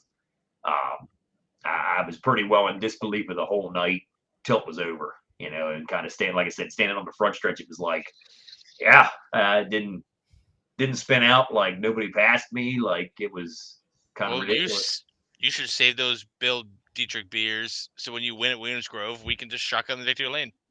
Okay. We did get a few more. There were some people didn't pick them up. So they like so much of it was reserved, but they said by a certain time, they didn't want to like take it home basically. So we did end up getting a few. They had a couple other pretty cool ones there. And since we've been doing the Big Hill Cider, one of the other guys up there, I think it was number 45, I forget the guy's name, but he was on another can and it was an apricot cider. So we're definitely proud to crack a few of those. Maybe we can take the Billy beers down to the beach here next week and reminisce about Clinton County if he's not tired of hearing about it. So, but he's drinking his championship beers, so I think it'll be just okay. He'll be fine. And he knows that we bust balls a little bit, but I mean, Bill's a great guy. We've gotten to be great friends. Has he ever, so this is a personal one, since you brought it up, has he ever told you said the wrong name like he did to me when I went to interview him one time? Like he's the macho man. Okay, that he makes me say I'm talking to the macho man. Does he do that to you too? Was it just a me thing? I think that's just a you thing. It's just a me thing. It's fine. It's fine. Whatever, Billy. It's fine. He has me calling different stuff. Oh. We'll keep that. Keep that on the after dark stuff. All right, we'll get you out of here unless these guys are anything else. But thank you, Chris, for coming around. We'll see you at the track soon. Yes. No. Like I said, I don't know probably what the next weekend adventure will be, but I'm guessing you're gonna be at Williams Grove this Friday. No, he's going to the beach. Oh, that's right. We leave Sunday for the beach, but definitely the Grove Friday. Okay. And then I think we'll be down to most of the week. I think when we get back, it'll be the Big Diamond 358 race. So I'm probably gonna leave that in. Ooh. I think most of September actually we're at the Grove on Friday night. So now that I kind of have to in and out of the car with the motor situation, I'll probably leave the 358 in for a few weeks. Not saying we won't try to pick and choose and see what goes on for here at the end of the year, but definitely going to end up changing up the schedule. Had some issues at the beginning of the year and kind of fell out of points with a lot of stuff and what we were going to plan on doing.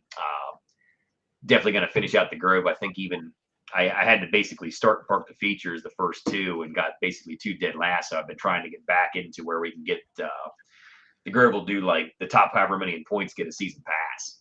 And just on top of the purse payout, that was excellent. So I'm definitely I think I got back into 6th in points at the Grove. I don't even know where we're at with the summer series, so I don't know if I'll run Saturday too, but we'll definitely run the remainder of the Grove shows with 358 and then kind of pick and choose for 410 adventures here at the end of the year. Probably obviously when the 358s are done, kind of think end of September, maybe like they have that one in October at Lincoln. I might just put the 410 in and finish the year with the Susquehanna shows. Kind of see what else goes on. I think that Lernerville has that Steel City Stampede where it's like a 2-day thing out there, but it's just featured. Heats one day, features the next day. Maybe if we have some time and can plan around it to go out for the weekend, that would be cool. But with all the time trial shows and stuff, I'm not going to kid myself with some of those. We're not going to go hit that stuff. When the Outlaws and the Junk come through, if there was like a race in Path Valley, that's where we probably head. So we'll see how that goes. But either way, look forward to seeing you. Even if you're just lurking around, you know where I'm at. You'll find Jay-Z there, down there by the fence in 3 at Winners Grove. Come grab some beers. 10-4. I'll try to save one of the Billy beers, at least a little backwashing one. We'll bring it for you guys. That's what we're hoping for. Well, good luck in the future here, Chris, and continued success, and have fun on vacation too as well. I don't have any doubts that we'll have some fun. Just don't get caught in a riptide, because I need you guys to come back to race cars. I literally, Heather made fun of me when I was driving down the back road today. There was a boogie board out with somebody's trash. Snatch it up. So I stopped and grabbed it. So yeah. Hey, free is for me, buddy. Free is for me. Grab and go. It's gonna clean up. I'll simple grain it. I'll ride it down to the beach. As long as these dogs don't get me, we'll be fine. And no riptides. You're good. Yeah, we're good. We're good. All right, Chris. Thanks so much for joining us. Yeah, Take it easy. Thanks for having me. See you guys. Chris Frank, everyone. That was a fun interview. As always, we kind of expected that. Good guy there. Awesome to see him come. I didn't realize that was his his first weekend in a 410. So that's really cool to have some pretty good success right off the bat. Honestly, so takes like 2% off. Huh? What? Takes 2% off. Wish you would have beat Billy with a 258 just because like the big dick injury. So we still beat him. So hey, gives a shit what it's with. We still beat him. Anyway, carry on. What's next? So, we talked the big screen. Can you switch it? We talked a little bit about Big Diamond and Clinton County already, obviously. The big event though that happened this past weekend was Knoxville Nationals, and we'll get into that here. Kyle Larson, your winner. Never heard of her. Basically dominated the entire week. I mean, you can't start on the pole, led all 50 laps. He went from 8th to 1st in his heat. He was just dominant from the drop. So, there's always, every time Knoxville happens, there's always the squabble about the format and all that. But at the end of the day, usually the best guy wins 9 times out of 10. If not 10 times out of 10. I mean, it just ends up the cream rises to the top. So, what do you guys see from the week at Knoxville? Love Knoxville week.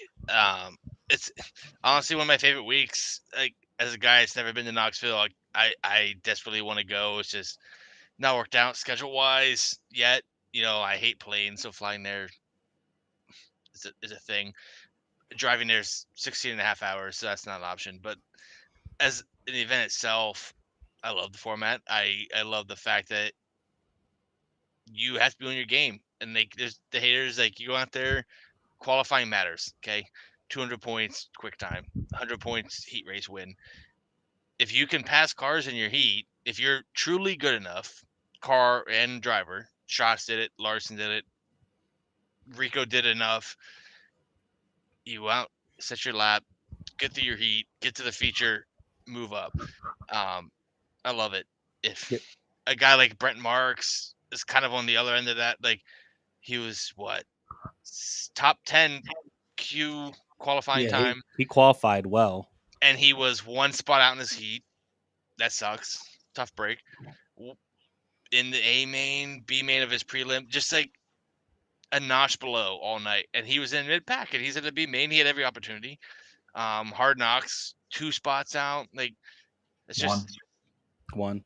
Yeah. on Hard Knocks. I thought PPM was 5th, and he He was was 6th. one spot out of his heat. He was one spot out of Hard Knocks. He was one spot out of the B in the main night. And that's just tough luck for a guy that probably could have been a factor on Saturday for sure. But I think that the key for me, what I love about Knoxville is it's really hard to win unless you're the guy. There's just the Ricos, the Kyle Larson, the Donnie Schatz, the Brad Sweets, the David Gravel. You saw David Gravel go 22nd to 2nd Saturday night. But on the flip side, it's a guy like Carson McCarl. This year was on the fringe. Last year was on the pole. A guy like that could find themselves in a situation where if you can figure it out, you could capitalize. That's not your top tier team. Knoxville Nationals is the hardest race to win. It's the Indy 500. It's the Daytona 500. It's everything about that in the sprint car world. I love the format. Don't change it. There's some tweaks that I could concede. That would be fun. But as it is, I love it. Love the week. Probably my favorite week of the year. As far as races I'm not going to attend. So, I've been on the same train for 2 years now. Not sure I paid attention enough or cared enough about it in previous years. I just followed along, and it was what it was. But really, the last 2 years, I really paid more attention to the format and does it make sense, and whatever. I will be on the soapbox until something changes my mind, and I don't have to be right, but it's my opinion. I think the invert should be 6, not 8 for the heats. I think with the competition gap closing, if you have 100 and plus cars, is there good cars and slow cars? Sure. But overall, that gap has closed a lot in the competition, and you can take a weekly Knoxville regular, put them on the pole of that heat race, and transfer to the A main. Whereas that car that started 8th, that we all know gets behind a car, gets one corner can take that heat race from them and put them behind all week. One corner after they earned the time, they went out there and did a good time. So does 6 solve every problem that I see? No, you still have to go earn it. But I think that competition gap closing, 6 makes more sense to me on that track and that format. And it was a weird, like I kind of talked to some people, and it was funny. Every time a car that made it out of their heat from 8th or 7th and made it, it was like this biggest thing on Twitter. Like, oh my God, the format's perfect. Look, someone did it. And it's because it's so rare. Well, it's rare because it's not happening. Yep. It's not happening enough for the cars that just went out there. And you have guys that are making A mains. Yeah, their points. Those guys that didn't time trial are now making the A mains, where guys are being potentially, again, bad luck. David Gravel, right? David Gravel didn't deserve what happened to him, really. I mean, he kind of blew that corner, but his night was destroyed, and he had to play catch up all weekend. And he's better than 22nd starting spot in the Knoxville A main, right? We all know it. Right. That 8th place starting. I just think 8 is a few too many. I think 6 is the number for me, and what I think. Again, I don't have to be right. I don't run Knoxville. I don't run the Nationals, but that's my opinion. My the only only other tweak, argument. Hold on. The only other tweak is the lineup of the prelim B main. Hard Knocks. Hard Knocks is dumb.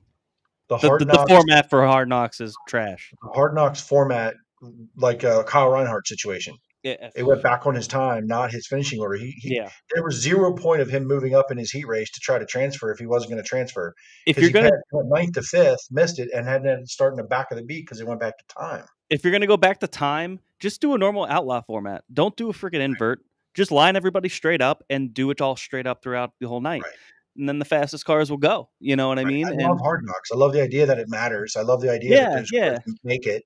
Much and it was a better record to scramble and everything else. A record amount of cars entered it, right, by a lot this year. So it mattered. And it was a great event. It was a great race. I just think that could use a tweak. That would be my only 2 things. And Kyle Larson would have inverted from 30th in that heat race. Yeah. He would have made it. Like, That car was on kill from the minute it touched the track all week, and he did everything that it needed to be done between the car himself and It was. everything. He dominated the event, top to bottom. I And think. kudos. Yeah, I think the only guy that could have. I mean, obviously David Gravel could maybe have competed with him if he didn't have to start from 22nd. I really thought Rico was going to get it, man. And another flat tire. Like, I feel like he has the most flat tires when being up front of a race out of anybody. I used to think it was Shelton Haudenschild, but now it's Rico. Like, just that type of luck, man. Like, I really thought he could have given him something maybe. If they got into lap traffic and stuff, because he was like the other car that looked really fast. Donnie looked fast. Obviously, he looked really good on Wednesday night. He dominated Wednesday night mostly. But Larson and Rico both came out of Thursday, and Thursday was by far the harder night because the competition that night was so much more deep. Not saying that Wednesday night was like a walkover, but it was just deeper on Thursday night, and ends up being the champion out of that night. And Right. yeah, nobody was beating Larson though. It was just on kill. And I agree with Jimmy. Like the two to three best cars of the week were in the front row Saturday. Rico, Larson, Gravel, bad luck. So the only, again, I think the 6 invert is probably more in line with where modern sprint car racing is. Where we're at now, where all the cars, like of the 105 cars entered for Knoxville Nationals, 90 of them are within a half tenth or half second, right? The only my only thing against it, and I think it's kind of where Knoxville is. So you talk about the invert. If you're the first guy out Wednesday night for qualifying, theoretically, you have a hyper advantage, fresh track. You should be the fastest. They're trying to offset that.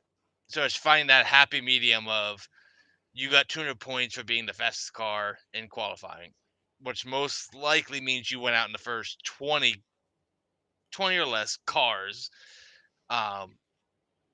Again, just playing devil's advocate. the Always only accurate. It's just that's what they're trying to overcome. Yeah, the pill I draw. like The the pill draw points being format. complete luck. Complete luck is pill draw. That's I where like the luck is. I like the points format. The only thing that I would change, I would leave it 8 invert if they did some type of plus minus for gains, positions, and lost. Shit, if you want to do it throughout the entire night, I don't really care. But at least in the heat races, because I feel like if you're a guy that comes from 8th and finishes 4th, it sounds it sounds stupid. Hold on. 4 points. It sounds stupid, but I feel like if you went from 1st to 4th, that shouldn't be worth as many points as a guy who went from 8th to 4th. And I know it's still 4th place at the end of the day, but if you want to promote every lap matters and all this type of shit, I think that would be something that could be, because it was a 20-point gap. So it was a 20-point gap from Hold on. It was 20-point gap from 14th to like 30th. Hold on. Let me finish my thought. From like 14th to 30th, it was like a 20-point gap. And so that the top always rises, but it's those mid guys to cut off that where I think some of the points get lost.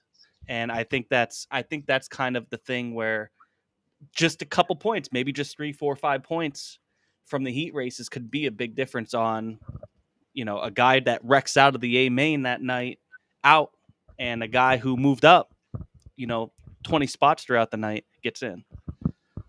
Your 8th to 4th to 1st to 4th argument, you're right. At the end of that checkered flag, that gets the same amount of points, but that person who went 1st to 4th put themselves in an even worse position versus the 8th to 4th, right? Because of the time trial.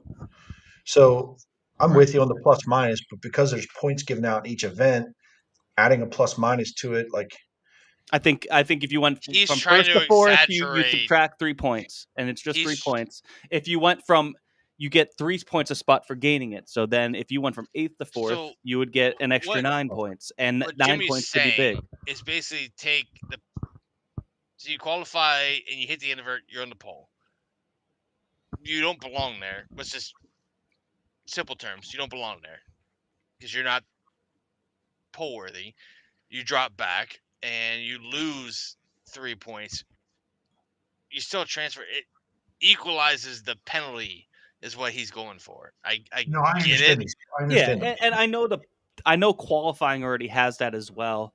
I just think, I mean, you see a guy like Kyle Reinhardt or even Brent Marks pass so many cars that night because they got inverted back, even though they qualified well. But my question You is know, that, I think to your point, if Brent Marks makes one more pass in the heat race in his prelim night, he's in the A main on his prelim night. Mhm. He's going to be top 10. He's looking like money for the fact that he went out in the top 10 on pill draw. So it's the same thing. But it we're is. talking I'm just Brent saying. Marks missed it. So now we're seeing we're using Brent Marks as an example here. Not Yeah. perfect, but an example. He was one spot out. Yes, it was hard as hell for him to get from, I think it was 7th up there. And missed it by 1. Has he, say he makes it, he's probably starting top 10 Saturday night for the simple fact that he drew the 10 pill or whatever it was for his prelim night. If he makes one more pass, it gets hard as shit. Like that, Right. it's, So and that's all I'm saying is like maybe it's like a weird, bonus or more of a weird penalty. balance. You know, it's so just weird. a little extra, just kind of break because I mean you had a 4-way tie for 16th place, like maybe And just a that's little only something. because Justin Peck jumped right rear, pounded the fence, Brad Sweet flipped. Like Right. it's an anomaly. Like at the And end I of don't the know day, about that. It's like this every year. So yeah, but at the end of it's the day, usually you pretty had tight. 5 of your But best drivers in the country in the top 6 spots. So like, and I get that. I'm not. That's why I said it's fine for the top. The cream rises to the top in this format, and that's great.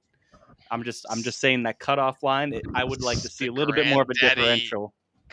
of them all for a reason. I don't know. It gets weird. You start moving the goalposts, it starts I'm getting not. weird. I'm not saying that. I'm just saying No, I'm not I could saying see that against as an you. added thing. Otherwise, leave it the way it is. I think Hard Knocks is dumb though. I think I love the idea of it. Just think the So- format's bad. So Yeah. catch me up It's on not the only Hard thing that Knocks. would be tweaked as Hard Knocks Catch night. me up Really for good. Hard Knocks night because I was out of the loop. So Reinhardt's issue was with Hard Knocks night. Yeah. I wasn't Yeah. sure. Do you not know that? No, I didn't. Wasn't around Friday. I So- just figured they all just raced top The 4. way Hard advance. Knocks went was there's 2 flights. I mean, you had 90 cars almost qualify on Hard Knocks night. It was like 80, I guess. Yeah, something. Yeah. I guess it was more like 80, but It's like a lot of 80 cars. something, right? So they inverted only 4, but only the top 3 went to the feature. Right. So 6. And he started 9th and went to 4th. And then missed. because he qualified bad, and then in the B main he had to go start all the way in the back. I agree with you. Back on his time. Right. Back on his So time that instead part- of him being up front of that B main. I agree to 2 things here. I agree that a 6 invert, as JC said, I think is more fair in modern sprint. Well, that has racing nothing to because do with Hard Knocks. I said 2 things here. So, part 1, 6 invert in a prelim night. Don't punish those guys so severely. Part 2, Hard Knocks night. Right. Don't. If you're running heat races, run the heat races. Wherever you finish, you line them up that way. Like make those I guys. say don't even do an invert and just do a straight up night. Well, don't say you still have to do an invert because there's so many cars. Because I don't know. I don't think you have to do an invert because they split the groups. Yeah, They I split don't it in think you half have to for either. time. It's not like not like the car that went out 75th has that much of a disadvantage from the car that went out first because they split it. And if the Sure. guy that gets inverted to 4th, the guy who goes quick time gets inverted to 4th, even if they go, past cars into the feature, they're not really gaining anything additionally, other than getting in the because you feature. need top 4 to advance. Top 3 advance. I meant from Hard Knocks on. Right. But I get it. No, I if get it it. stays the way it is, I'll I'll still concede. love it. I'm not. Right. I'm just saying these are Still a minor great tweaks. week. No, Still I'll a great week. These are concede. minor tweaks I wouldn't mind seeing. I'll concede Hard Knocks. I agree. Like, don't go back to time. Time. If you're in group, time, do your thing, and then race it out. I can see that. Yep. 6 invert. I see it. I think it's a valid Yeah. argument. I don't think it'll change, but that's the soapbox I'm going to stand on. Yeah, but I don't I think it's. I whatever. think this see year- why it's valid because the cars are getting tighter. Like we used to have a full field invert, which I think this year wasn't as not bad as realistic. last year, because last year the track was so locked down for the heat races that nobody could pass. Or was it 2 years ago? It was Because last year, I think. Larson's shots, I think they all missed because you couldn't pass anybody because the track was so hammered down. And I think, some of these things that we're saying, even though the track was great and they had good weather and they were able to have two lanes in the heat races to be Everything able to went pass. perfect for that. Right. On those weeks where they're like Eldora and they have to try to push it through the weather and you can't pass, you're just really ruining a lot of guys' weeks for, when because they timed well. Yeah. All right. So Knoxville's over. Larson wins. What do we got? What's next? Big time in Friday night. Well, before we get into that, Chase Dietz was in the 1A at Knoxville last minute. Jacob Allen stepped out of the ride.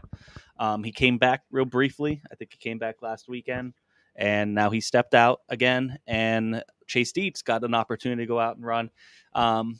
He never been out there. It was very last minute. He looked okay. It was a good opportunity for Chase, and it was cool to see him out there. Hope Jacob's okay. Obviously, we don't know exactly the full extent of the deal. It seems like a little bit of exhaustion, little mental strain on him and his life, and just kind of maybe he's at a crossroads at maybe what he's thinking about right now. What he has to prioritize, and I hope he, everybody's comes to that point in their lives, at some point. So I'm hoping everything works out there well for him, and he does whatever makes him happy. The big news today, though, on the piggyback of that, is Tanner Holmes taking over that ride for the rest of the season. So Jacob's done for the rest of 2023. Tanner Holmes, who looked good at the 360 Nationals. You didn't look bad at the Knoxville Nationals. It's a very interesting move. It was announced maybe just a couple hours ago before we went on air. At first, I'm like, man, this is out of left field. It still is, but at the same time that I'm thinking of it, if he's going to run the rest of the World of Outlaw races, they go West Coast a lot. They go Washington, and then, they're over between. They're on the West Coast for about a month. You have the Gold Cup. You have some other races. Yes, so you have that, and that's what Tanner's familiar with. And then Tanner's up and coming. He seems like a good kid.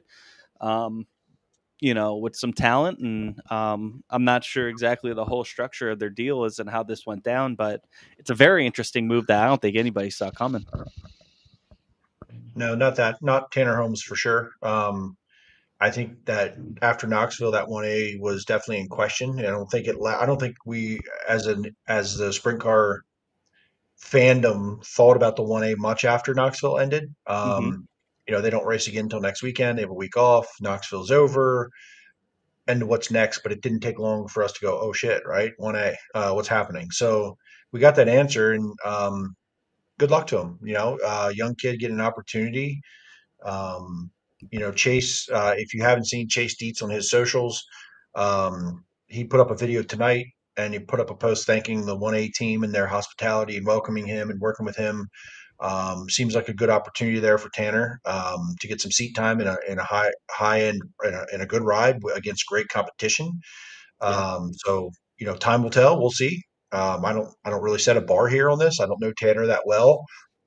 And really the 1A I don't think has been a shining star this year. So in general, no matter who's been in that car. So I don't know where it stands. So I guess we'll just all sort of be witness and wait and see. I think it's unfair to set expectations or set the bar. I've heard good things about Tanner. I don't know him that well. I've seen the name a lot. So good luck and best wishes for sure. I do think he gives that team maybe a little bit of a boost as they go into West Coast, because he's going to be familiar with those tracks for the most part, and maybe fit more of his driving style. So, and they don't have to try to find somebody else. I think everybody's mindset was, if that does happen, they grab Chase Dietz to come out for the Knoxville Nationals. Maybe it would be a PA guy, or a different type of hired gun that would go into that 1A.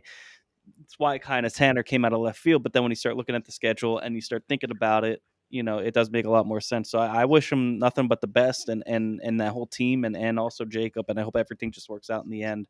And I could see Tanner being competitive. I could see him having some bad nights too. Obviously, he's going to have some ups and downs, but if he got like a top 10, or his shit even, came close to a podium, I would not be shocked. Yeah, But I'm not going to set that expectation for him either. for sure. Yeah, and Dave Smeltzer just chimed in. Chase Dietz is going to he's home, taking USAC car. Where's he headed this weekend? Springfield, Illinois, baby. Who else is headed to Springfield, Illinois this weekend? Me, I'm going out there with Carmen Perigo. I am so hyped for it. We'll get into that a little bit later. I No, we guess. won't. We're gonna get into it right now, buddy. All right, we'll get into it right now. There's 43 cars Jay-Z entered. lead. I'm really excited for this. Sprint cars on a mile. I mean, just gets me going. Get your Jimmy's rustled. Gets my Jimmy's rustled. 43 entries here, and yes, one of them is Chase Dietz. He looked really great at Port Royal in his debut in a Silver Crown car. So him going out here for this 1 mile race, I'm really gonna keep an eye on him. There's a lot of cars here. The way the format works, it'll be 2 p.m. on Saturday, the race. There'll be qualifying time trials. Top 24 on time will lock in, and then there'll be a B main with the rest of the cars on the top 6. So they'll start 30 because it is a mile. So I'm excited to see just the whole deal. I'm really appreciative of Brett and Carmen letting me go out with them and experience this. And we're gonna go out Friday. We're gonna go to Lincoln Speedway out in Illinois, watch some racing, and then Saturday, obviously, we got 100 lap race on a mile. So it is going to be fun. I'm really excited, and I'll definitely try to post on our socials some different stuff throughout the weekend. I'm hoping to make it back Sunday in time to go to Selinsgrove for the All-Star race. So make it a really good 3-day weekend, but we'll see how that works out. But I'm definitely excited. That's really all I got to say about that. Yeah, definitely excited for you, man. That like to watch those cars rip around a mile. It's fun to watch on TV. It's streaming. Like it's been entertaining to watch those last couple of years, and to be there was going to be an experience for sure. So take every minute of it in, help where you can, but enjoy a little bit of it too. So yeah, for sure. Cool. There's the whole fair going on around it, and Brett's been talking this up to me for weeks now, for a couple months actually, and since we first started talking about it, and he just says how great of an event it is, and obviously with the fair and everything, and then I get to go see 2 new tracks, and something around here is we don't get to see sprint cars on a mile, so that'll be definitely a new experience for me, and I can't wait. Everybody says go stand on the back stretch as they're going in the 3, because that's where they're pretty much the fastest, and I'm excited. ARCA races the next day. Won't catch any of that. I'll be on our way home though, but there's a lot going on there at that track, so definitely catch it on Flow if you can't make it out. And it's I remember watching this race the past couple of years, and it's always fun. It's fun to watch. So we got that. We already talked about Big Diamond and Clinton County with Chris, so we won't really. Freddie Raymer won on Friday, and Dale Blaney won on Saturday. Not much more to say there. There was Corey Haas had a nasty wreck at Big Diamond. There's a big wreck at the start of the race that took out a lot of cars of that feature as well. I think it was like 7 cars that went out. What's up? There's one thing we can say, and maybe our fans can help us pull this off. So the podium on Saturday at Clinton County was Dale Blaney, Chris Frank, Billy Dietrich. 2 out of 3 of them have been on the show. So I think we need our fans to just convince Dale Blaney he needs to come on the podcast. Right? Yeah, sure. Crazy? Why not? I mean, we love the lowrider. He drove the Zemco car. That hit some big news, but yeah, that's another piece of news we got to get into. Our listeners want Dale Blaney on the show. You make sure he knows it. We will do our best. Well, maybe we. Why would you not want Dale Blaney on the show? We will make it known. I mean, it's very known. Maybe it's us. Maybe It it's us. could be us. Maybe it's not them. But why not have them help us? I guess before we get so Lincoln Saturday night. Jay-Z, you were there. Another Freddie win. Yeah, and he, good race overall. Friend of the show, Kyle Spence, took the lead at the beginning, led some laps. Looked really good out right there. on cue. Right on time. Right on And cue. He, Pedro, And right in, right on cue. Kyle got out front, got going there, and got into lap traffic a little. And Cody Hartlaub actually got the second, ran him down, and thought they were going to make a big jump going into three at one point. They didn't, thank God, both of them. And Cody took the lead as they were battling those two in lap traffic. Freddie's all over them. Freddie's all over those two, and I thought it was going to be another scenario. I saw this earlier this season where a guy in second runs down the leader, goes to pass the leader, doesn't get the pass made, and Freddie rips around both of them, like to take the lead because they slowed each other up.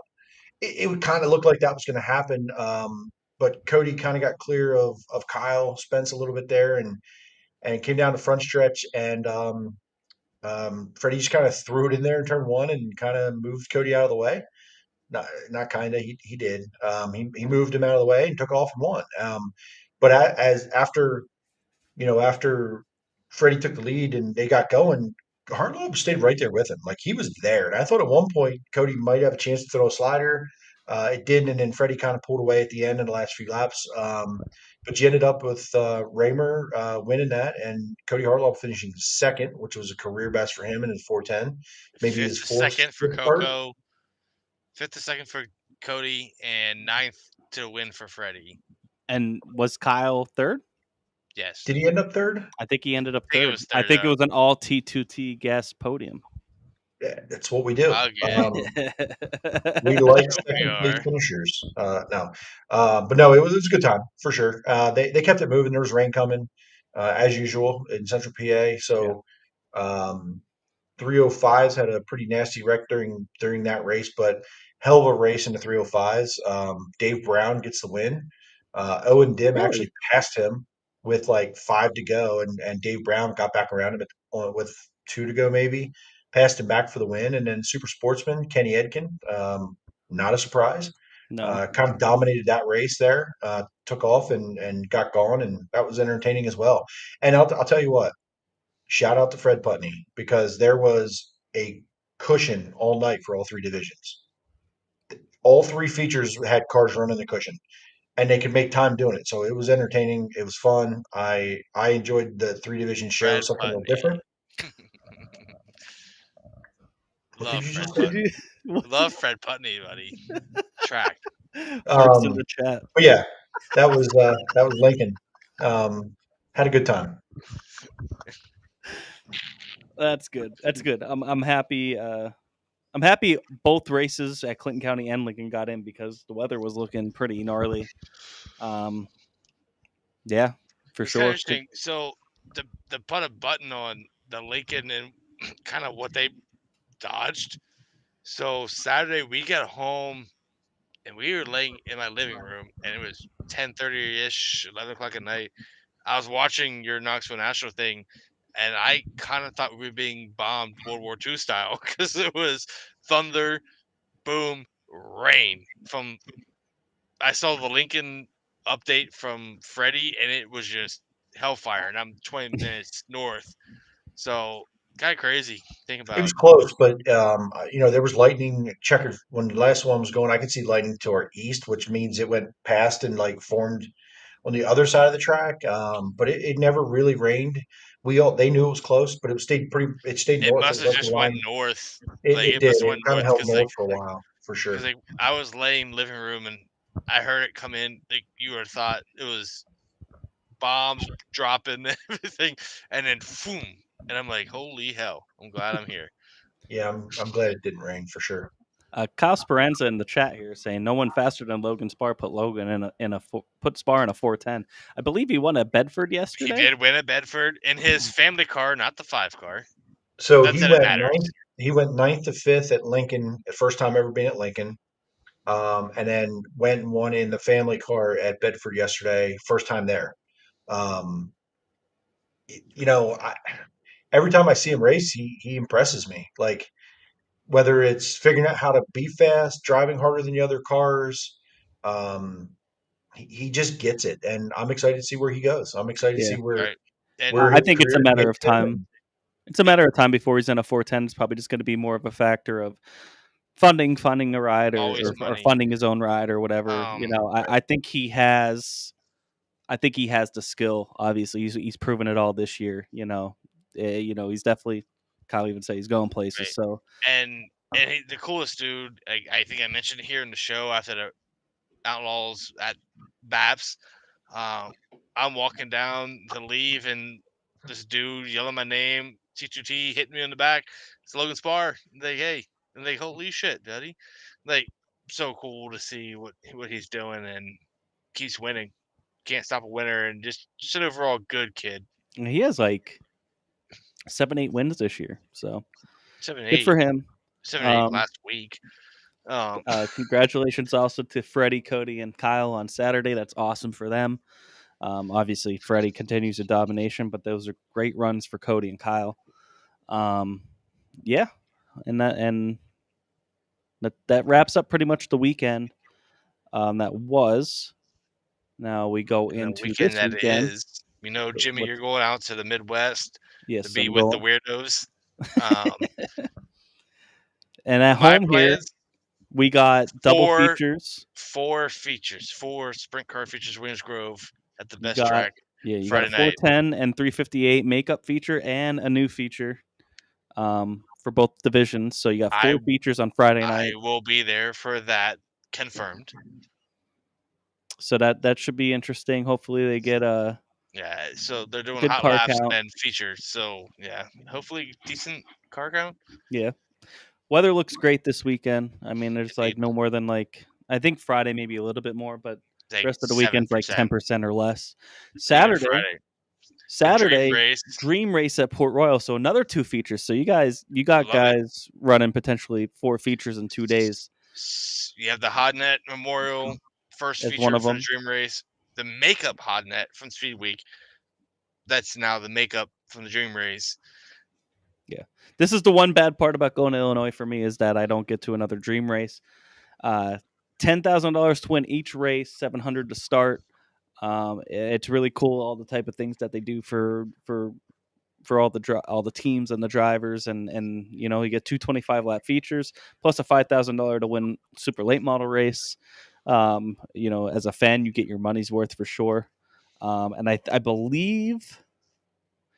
think they extended the rain checks. Yes. I have to double check that. They did. I believe they extended the rain checks from is the last Speed one. Week. This is the last one. I believe this is the last one from rain checks from Speed Week. No, they extended it to this. Yes. They extended it out to this. Yeah, for sure. So definitely, if you have your rain check, make sure you get out there. I mean, it's going to be a really nice day. Great event. It's a really underrated event at Port Royal. And really in all of PA throughout the year, it's a really cool event that they do. 85% shot I'm going to be there Saturday. That's my goal. We got to see if some things work out or not. But Freddie needs to go to Port for the Dream Race on Saturday. LOL. I mean, he has already clinched the Lincoln Track Championship. Did he already clinch it? He might as well have. I mean, he might as well have. I don't know. There's not that many races left. Shirts. I love shirts, Aunt Bay. Fucking find me. I'll find you, actually. Critter's like an amoeba. I'm an amoeba. Hey, I just look around. I love all the shirts. I love all shirts of friends from the podcast. So I'm reading Port Royal just actually put a press release out here a few minutes ago. Some of the winners of this race. Greg Hodnett 2, Cody Dara, Chad Layton, Blaine Heimbach, Ryan Taylor, Brent Marks with 2, Rick Lafferty, Lance DeWeese with 2, AJ Flick, and Anthony Macri. Mm-hmm. Danny Dietrich, the most recent winner. The combined all 3 feature events and tow money, the total purse is expected to climb past $100,000. Yeah, because there's a super late model feature that's $5,000 to win, $400 to start. One of the highest paying unsanctioned events in the state. Yeah. for sure. I mean, it's a because they're not doing. I don't believe they do time trials for. It's a I mean, speed week I don't know if format. it's a speed week format, so they do time trials. Sure. We will utilize PA Speed Week format for all qualifying for the first feature event, and the winner Okay. of that event will pull an invert of 6, 7, or 8 to set the lineup for the second feature. Hell yeah. Okay.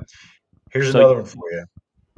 Courtesy of Bobby Rahal Toyota of Lewistown, all military veterans will receive free admission with proper ID. This includes military CAC cards, state driver's license with military designation, and DD 214. That is awesome. That's a Love $30 Port general Royal. admission worth Yeah. right there. That's Love $30 Port general Royal. admission Pack ticket. Love Pack what the Justin Snyder place and that on team Saturday. are doing. Get out there And, Saturday. and I don't want to Brad, pick any. real Go ahead. quick, I can walk to Williams Grove. So unless you live between my house and the 1.8 mile road there, sorry, buddy. Brad with the LOL Chris, pick me up Friday. I will go with you. I could literally fall there. Chris ain't picking anybody up unless it's in his So- cartoon car. We talk about getting to Port Royal and packing the place. Lincoln is running a feature Saturday. They're running an event. They're going to have 410s, 358s. It is a 358 Summer Series event. So get out to your local track this weekend. I don't care where you go. Get out to your local track. There's awesome racing happening all over the place. I don't want to take anything from Lincoln. They've been doing a good job. Pretty good crowd this past weekend for what it was. Not going to, give them credit where credit's due. So, And I will say, go to the birthplace of T2T, turn to Port Royal, pack the place. If you can't this weekend, though, and you want to go to Lincoln, that's okay. Because Tuscarora 50 is coming up, and we're going to pack the place. and what's going on Sunday? Jimmy, you're coming back trying to get a Sealands Grove Sunday for the All-Stars, the All-Star Circuit of return. They haven't had the All-Star Circuit of Champions there in quite a few years. They used to have a race every year, if not two. So this is pretty cool that they're getting them back. I think the All-Stars are up in New York, Outlaw Speedway, and somewhere else Friday and Saturday, and then they come through to Sealands Grove on Sunday. Utica Rome on Utica's the the other one. 19th, whatever day that is. That's Saturday. Friday, I think. Yeah, maths is hard. Yes, Utica Rome. I saw that promo today. That is Saturday. So they go Outlaw at Utica, and then they come down to Sealands Grove. I really hope that there's a good turnout there. Sealands Grove has had shit luck with the 410 races all season long. I know they tried to do the makeup for the Speed Week race, and then that got rained out, and that didn't hurt, or that didn't help. So really hope that people can make it out. It looks like another beautiful day on Sunday. I know it's kind of late, but I really think the All-Stars have put on a good show there. I don't know who the support is. It doesn't really matter. I think they're doing a promotion for free chips at the gate here. Millsworth chips? Yeah, first 800 fans. Millsworth chips are fucking worth it. Yeah, so you just got to be that alone. there. Especially I don't their sour believe there cream. is a support class, so I don't think so. And it's the Kramer Cup. yeah, it's the So- Kramer Cup. So $10,000 to win. Ain't no tiny show, so you'll probably see some hitters there. So get out there if you can. If not, it'll be on Flow. But Sealands Grove's been really putting in some effort with the new regime there. We've talked about it multiple times on the show. So try to get out and support people that are trying. For sure. And I mean, I appreciate what they're doing, and I want them to succeed. I love going to Sealands Grove, and I'm going to be diligent to try to find a way there on Sunday, honestly.